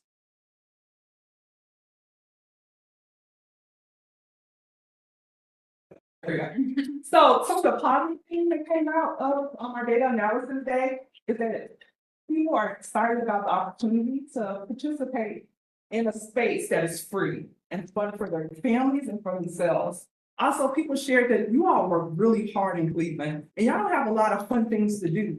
You need to heal, because working hard every day and then fighting winter, as long as you all do, it's not fun. So how do we create a space that the city can be proud of, but also is for the residents and not just the tourists? Also, they want to be able to get to the lakefront. Everybody has a car. Everybody don't ride a bike.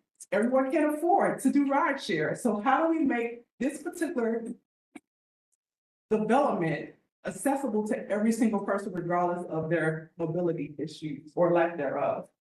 Also, residents want to be involved. People said that oftentimes, and you mentioned this, Mr. Alfonso, projects come up and they come to you after they already made the decisions, they've already allocated the money to the project, and they just want to ask you, what color should we paint the benches? Well, that's not what this is. And I want to make them this is not what this is. We really do want to hear about your concerns, so we won't repeat the mistakes that has happened over and over and over again. So after we went through, the things that we saw, I want to talk about some things that weren't so positive. Safety was a major concern. The elders felt that things have gotten so wild in the city. Is it safe anymore? And the young people say, I'm being targeted for what I look like. I want to go anywhere when I can get killed because of a misunderstanding or arrested because I did something somebody may not like. Distrust. There has been a reputation, not just in Cleveland, but in many cities across the nation. And I'm a city planner. I've been a city planner for 15 years. The same stories I heard in this room today is the same grievances in Memphis, Atlanta, New York City, Oregon. I've been all over. It's the same thing. So communities are tired of being lied to or made promises that never are delivered. So we hear you. And it's hurtful. You shouldn't have to get this angry to get people to listen to you. And so that's why it came to Cleveland, so we can give you an avenue to express yourself. People want to see economic opportunity for marginalized communities. So every time a new major project come out, Black people and brown people, they don't get those jobs. They don't get an opportunity to work on the construction crews. They don't get an opportunity to bring their businesses down there so they can benefit from the revenues. The city of Cleveland wants to change that. And like you asked earlier, will this increase my tax burden? How much is this going to cost total? And where's the money coming from? Those people in the surveys that answered that section, those were their exact questions. They're feeling this. They're like, you guys keep building stuff, keep taking money, and my community looks like a hellhole. Why is that the case? And so we heard that out and clear, and we started talking about how can we address these issues and concerns and fears realistically. And so we broke it up into 4 categories, which you can see here. Our team, with everybody else, came up with recommendations. And so to address the safety issue, we felt it would be very important for the residents to co-create the park rules and guidelines, not having some external person that don't live here or don't understand the culture, but you create the rules and guidelines for the lakefront. You also want to say, hey, we're proud of our city. How about we establish a cleanup committee made of youth, give them an opportunity to get paid to clean the park, and also have safety ambassadors. So instead of security guards, police officers, we can get residents to volunteer or get paid to make sure it's a safe space. Communication is key, and we understand the distrust and the broken promises, so we're trying to communicate, and that's why we're here today to have this dialogue. But this is not the last time. There's so many meetings and so many opportunities for you to stay included, so please take advantage of it. Communicate regularly about project updates. If you've been to the website, they've done an amazing job letting you know each step of the process, so please look and see what's going on. When you see these invitations, come out and participate. Economic impacts. They don't know how much everything's going to cost yet because it hasn't been fully planned out. That's why they're engaging you so you can give your input and tell them what you want to see. Also, like Dan mentioned, I've done a TIF before, and it's a really complicated process.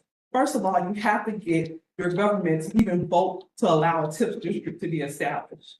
Once a TIF district is established, and it has to have full council support or it won't happen, that money that's generated in that spot or project that they've identified, it goes into a bank account, and the longer it stays in there, the more money is the interest build up. So that interest is taken out of that bank account and put into projects in specific communities that's identified. They usually go to those communities that they have not invested in for 20, 30 years. So it does work. I'm in this, I just got one passed 2 years ago and it's working. So I'm telling you, I'm not blowing smoke. I'm telling you reality. TIFs are successful with the right leadership.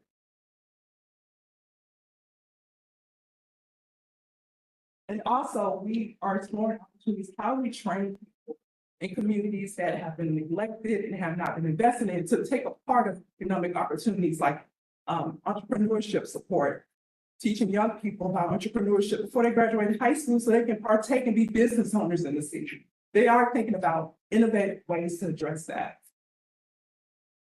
And most importantly, pair lakefront investment with neighborhood investments. People need to see how the project benefits them at home and the city as a whole. And last but definitely not least, talk about mobility issues. So we need to make this project wheelchair accessible. And we also need to make sure that we have culture down there. What's the story of Cleveland? What different ethnicities live here? Let them be represented in this space.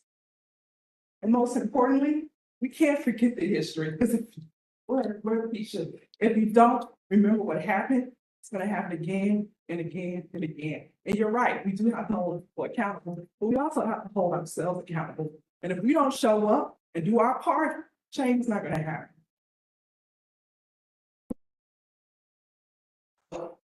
We didn't do this work for nothing. This is not our data. The data belongs to you. You can access it anytime. And you can see the raw data. You can read your neighbor's comments. There's no names attached. You see what they said. And you can continue to be involved and make sure change is successful in the city. And on that note, I will call up our panelists so we can have that panel discussion.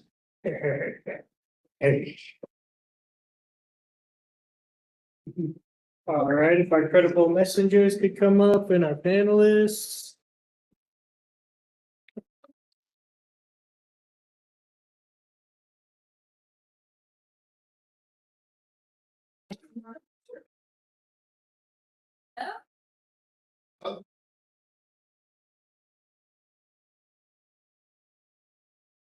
Go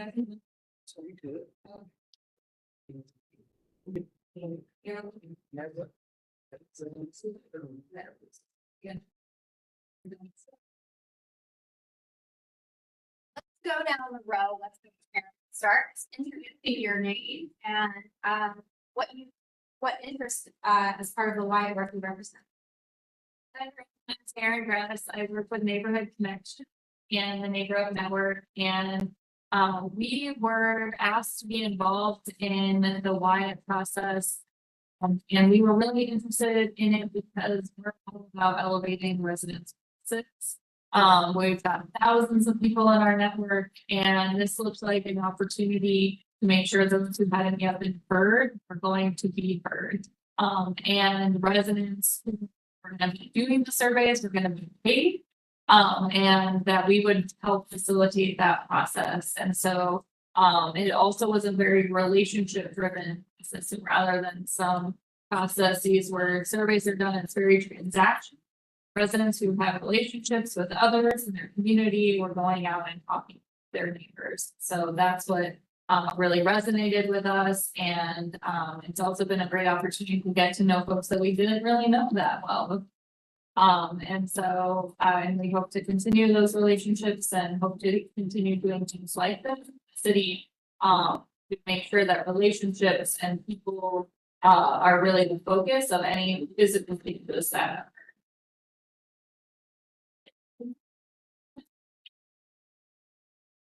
Hello, my name is Toya Rose, and I am the resident of Ward 5.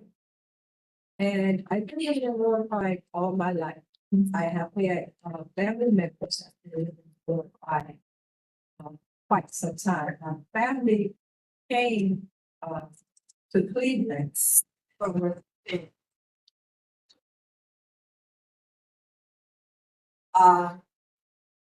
but I was asked to be an incredible messenger to share mayor's vision. I thought that was something great because in our ward, nobody really asked us too much, what we think, what we want in our city. And one thing that I have learned, and I'm hoping everybody else will understand that Cleveland is us. It's not the buildings, it's not the parks, it's us.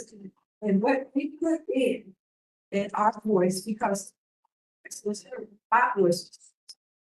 And I think that was a wonderful thing. There was nothing left out in the presentation that the people that I surveyed that said they wanted to see It's in there.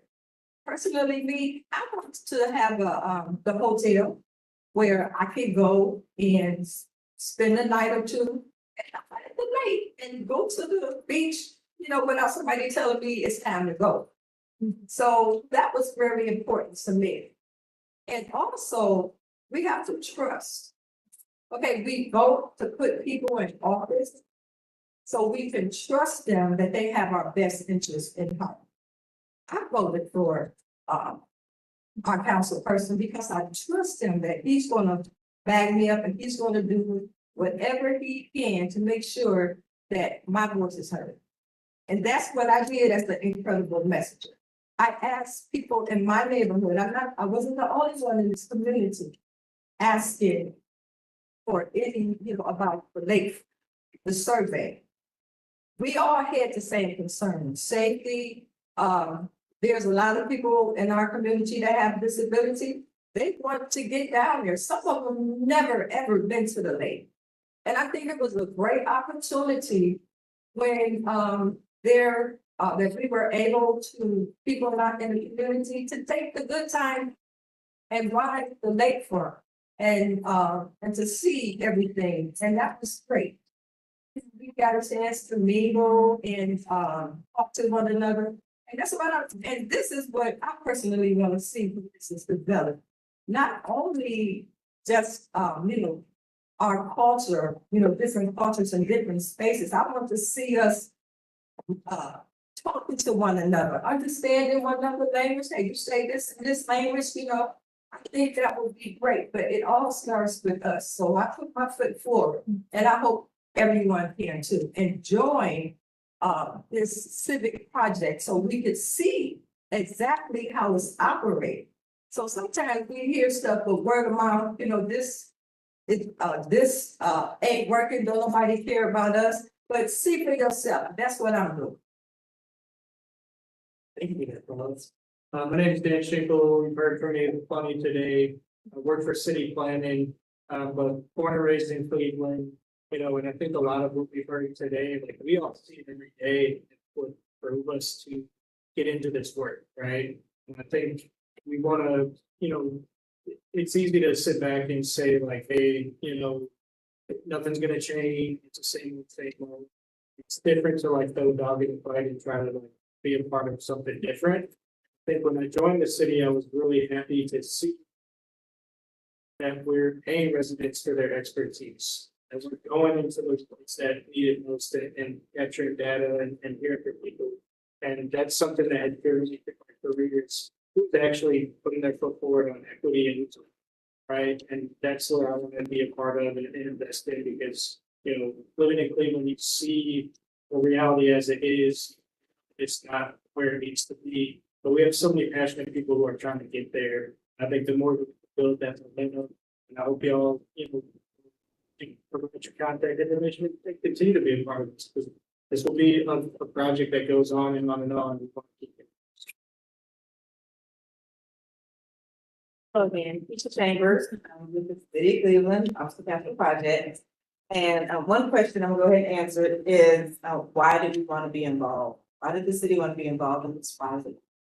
Tool, something that's unique to our current operations, definitely unique to our department. And it was very important for us to find avenues so we can have these conversations with our constituents about what's happening in their neighborhoods and get some feedback. Our current model is we go out, we show you some pictures, we tell you what's happening, and we leave. And usually, there's some Q&A, but there's not the extended exchange of information. We don't come back again with feedback. We don't really understand what the impacts are of the project on new direction. And as we said before, we don't get an understanding of what the well-being is. What are you going to maybe have to sacrifice, or what do we need to provide to for this project to be specifically your needs? So we really wanted to dive into that, and why it gave us an opportunity with the tool to try this as our experiment, and we are finding that it is going very well. I think continue this. We have numerous projects, so we like to figure out how we can adapt this to not just large transformational projects, but even road resurfacing projects or you know, our sidewalk, 50/50 sidewalk replacement project, like how can we use this to make sure that we're getting all the information that we can? All for being here and for participating. Good afternoon. My name is Eni Velez, and Federal Messenger, and one of the reasons why I joined this initiative or project was because I was born and raised in the city. Well, I wasn't born here, but I was raised in Ward 14, and I currently teach in Ward 14. And I've been teaching for 22 years, and I see the effects of what we go through on a daily basis with our children, and I grew up in that. And so I wanted to relay the message from my culture. I wanted to relay the message from and represent my community, my culture. So that was my inspiration on why I accepted to join this project. And in participating with this project, I found that a lot of people have a lot of hurt that has not been communicated to the right people. And I feel what I learned is that this is the beginning of trying to let our voice be heard, and what best than to use the people from the community to represent those that they service, that they live with, that they interact with on a daily basis. And I wanted to represent my Latino community, my people of color, because those are the children I service, those are the children that I work with on a daily basis, and I see the struggle.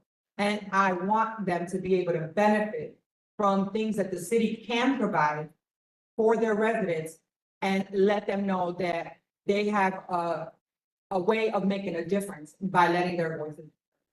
So that's what inspired me, and I'm hoping that I honestly at the beginning thought that this was something, a project, 2 weeks, maybe a month, and it was gonna be over. But I will say, if this helps anyone in this room to change a little bit about opening the door in their hearts to starting to believe and trust, is that these people came to us in September.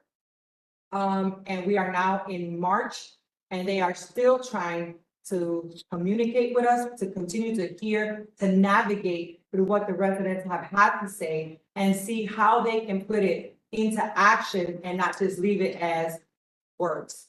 And so for me, that has impacted me and has put in me the desire to continue to put effort to work with them to make this change.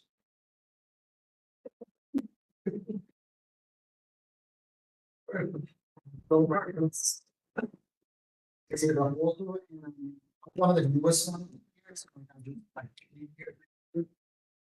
So one of the first things that I do are the national area.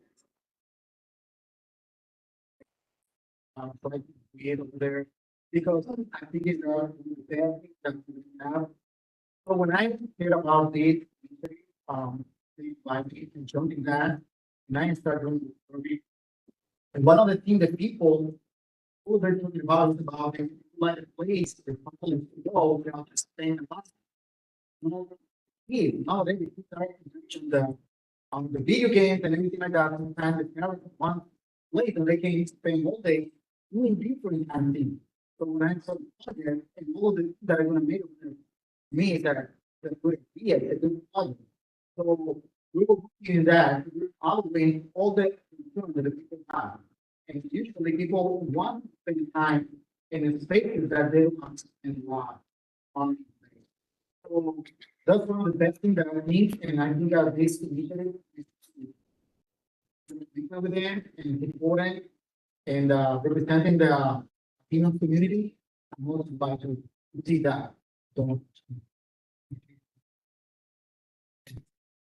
Thank you so much. Again, I'm Allison from the Greater Cleveland Partnership, and this panel up here has done a phenomenal job of answering most of the questions that I had on sheet in their introduction. And also in the interest of time, because we want to hear from you all, I'm actually just going to ask our 3 credible messengers one question, and then we're going to get into some facilitated table discussions. So as briefly as you can, and some of you have already started down this pathway, what advice do you have for the folks in the room who might be interested in themselves becoming a credible messenger, maybe in some of the future projects that Keisha mentioned are coming online? What advice do you have for folks who are interested in becoming more involved? Okay, I think that, people see, and have to research information about it. Because if you don't have the information, you probably can say this and say that, but if you have information, so you can speak about that. So, one of my, advice is try to reach information, go to the different websites. They have a lot of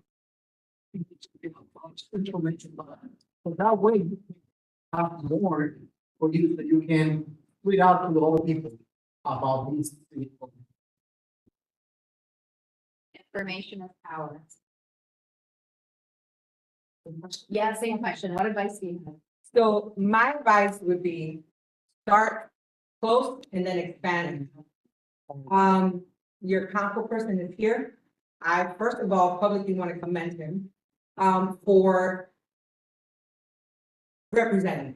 I want to commend you because you're showing your people that you're not just have a position, you're showing up and you're here. And you actually have stayed here the entire time.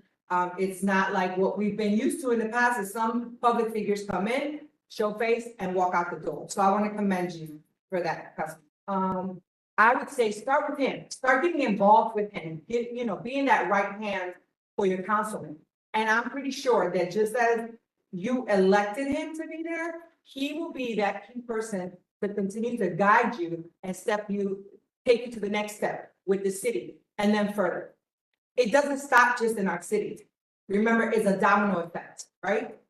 It starts in Washington, it starts at our state capital, comes to our city. And we need to get involved and just let our voices be heard. And let's start with what we have next door, which is our councilman, and then, we can move on up. That's my advice. Twyla? Twyla, we'll close out our panel. Same question. What advice do you have?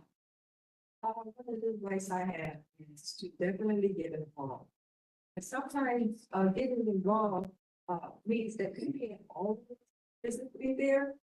So I'm encouraging councilmen, like, if there could be like some Zoom meetings where we could express, people that are not able to can express some things that they need to express to you and for changes to come into the community.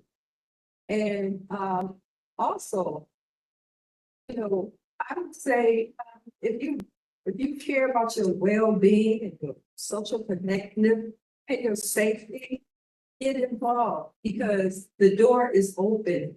Okay, if you don't walk through that door, things don't go the way you want to, it's because it's your fault. Because people get involved. I think we'll pass it back to Dan and move into the last piece of this afternoon. All right.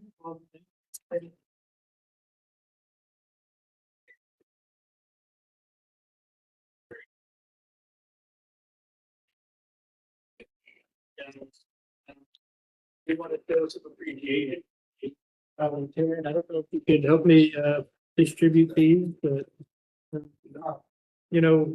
with all the engagement that has gone on, we wanted to give just a little bit of appreciation for everything that you've done for us. And that really helped us pick up a lot more data, a lot more input from the residents. There we go. And it's just super helpful to us because we have limited staff, we have limited resources, and we couldn't do it alone. Not everybody could be here today, so there were 12 folks who took a risk to help us with this. So these are certificates of independence from Mayor Bibb's office for 12 incredible. Yeah. So thank you guys so much. We really appreciate all the effort. It's not easy. Learning as we went. We appreciate you guys rolling with the bunch with us and staying with us. So Much appreciated. And then the mayor signed it as well. He was very happy to hear y'all's involvement. So thank you. With that, we're gonna shift gears into roundtable discussions. I would say let's take a brief break if you want to re-up some food, beverage, hit the restroom. But we'll have a staff member at each table to just continue the conversation with you guys, what you heard, anything you missed, things that we should pick up going forward. So yeah, that'll be next. So, thank you.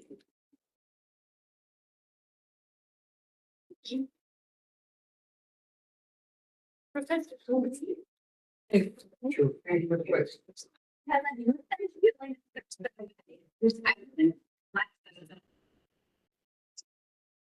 this is a good reminder to start filling out.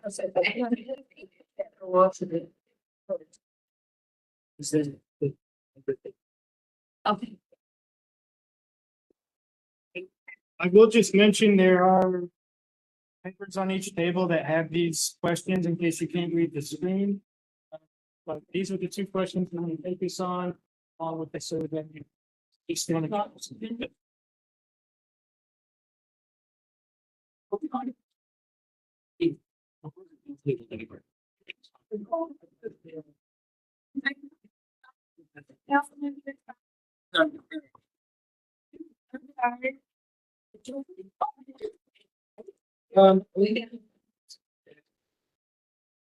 There you go.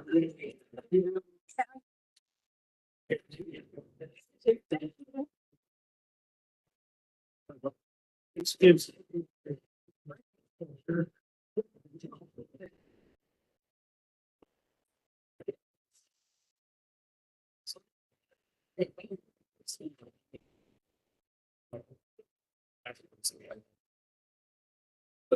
I think it's like.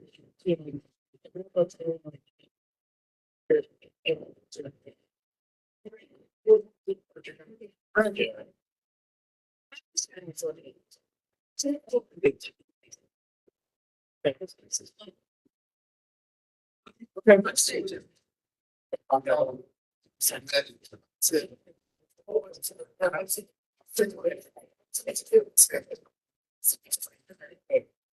And said, I.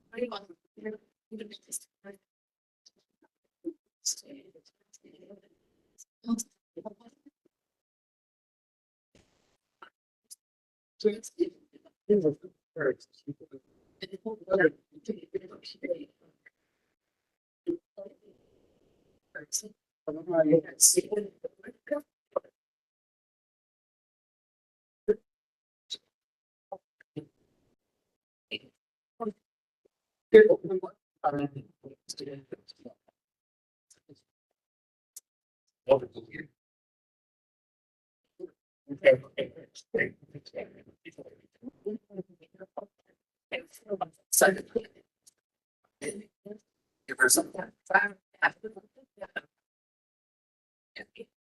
Yeah, thanks. Yeah.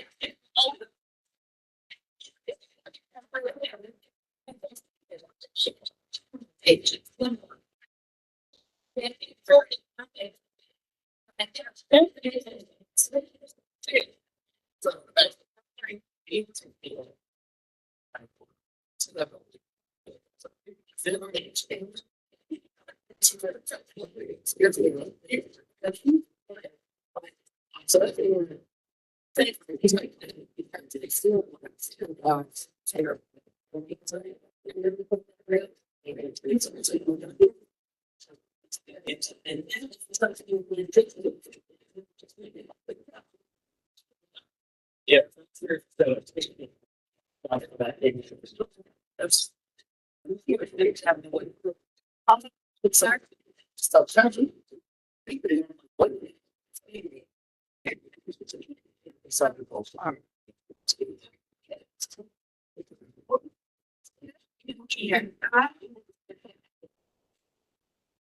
people are.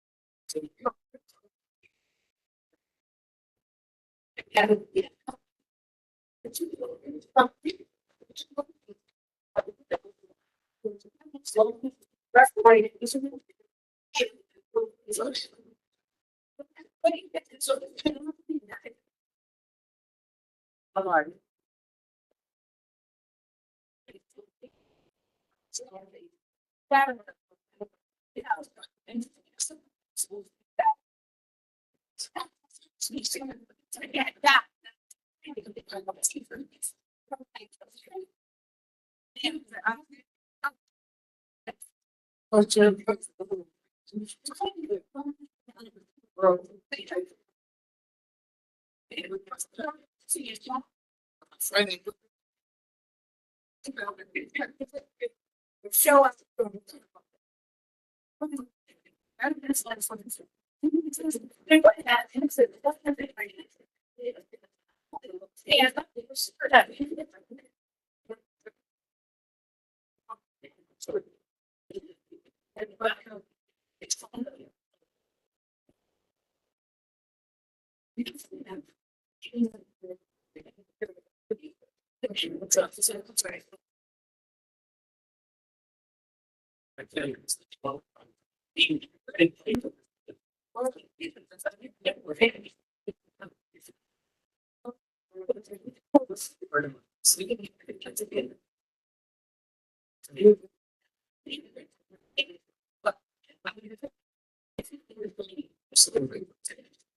So programs, so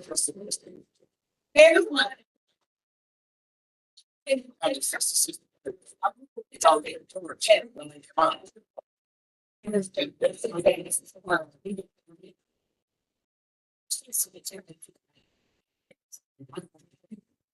It is.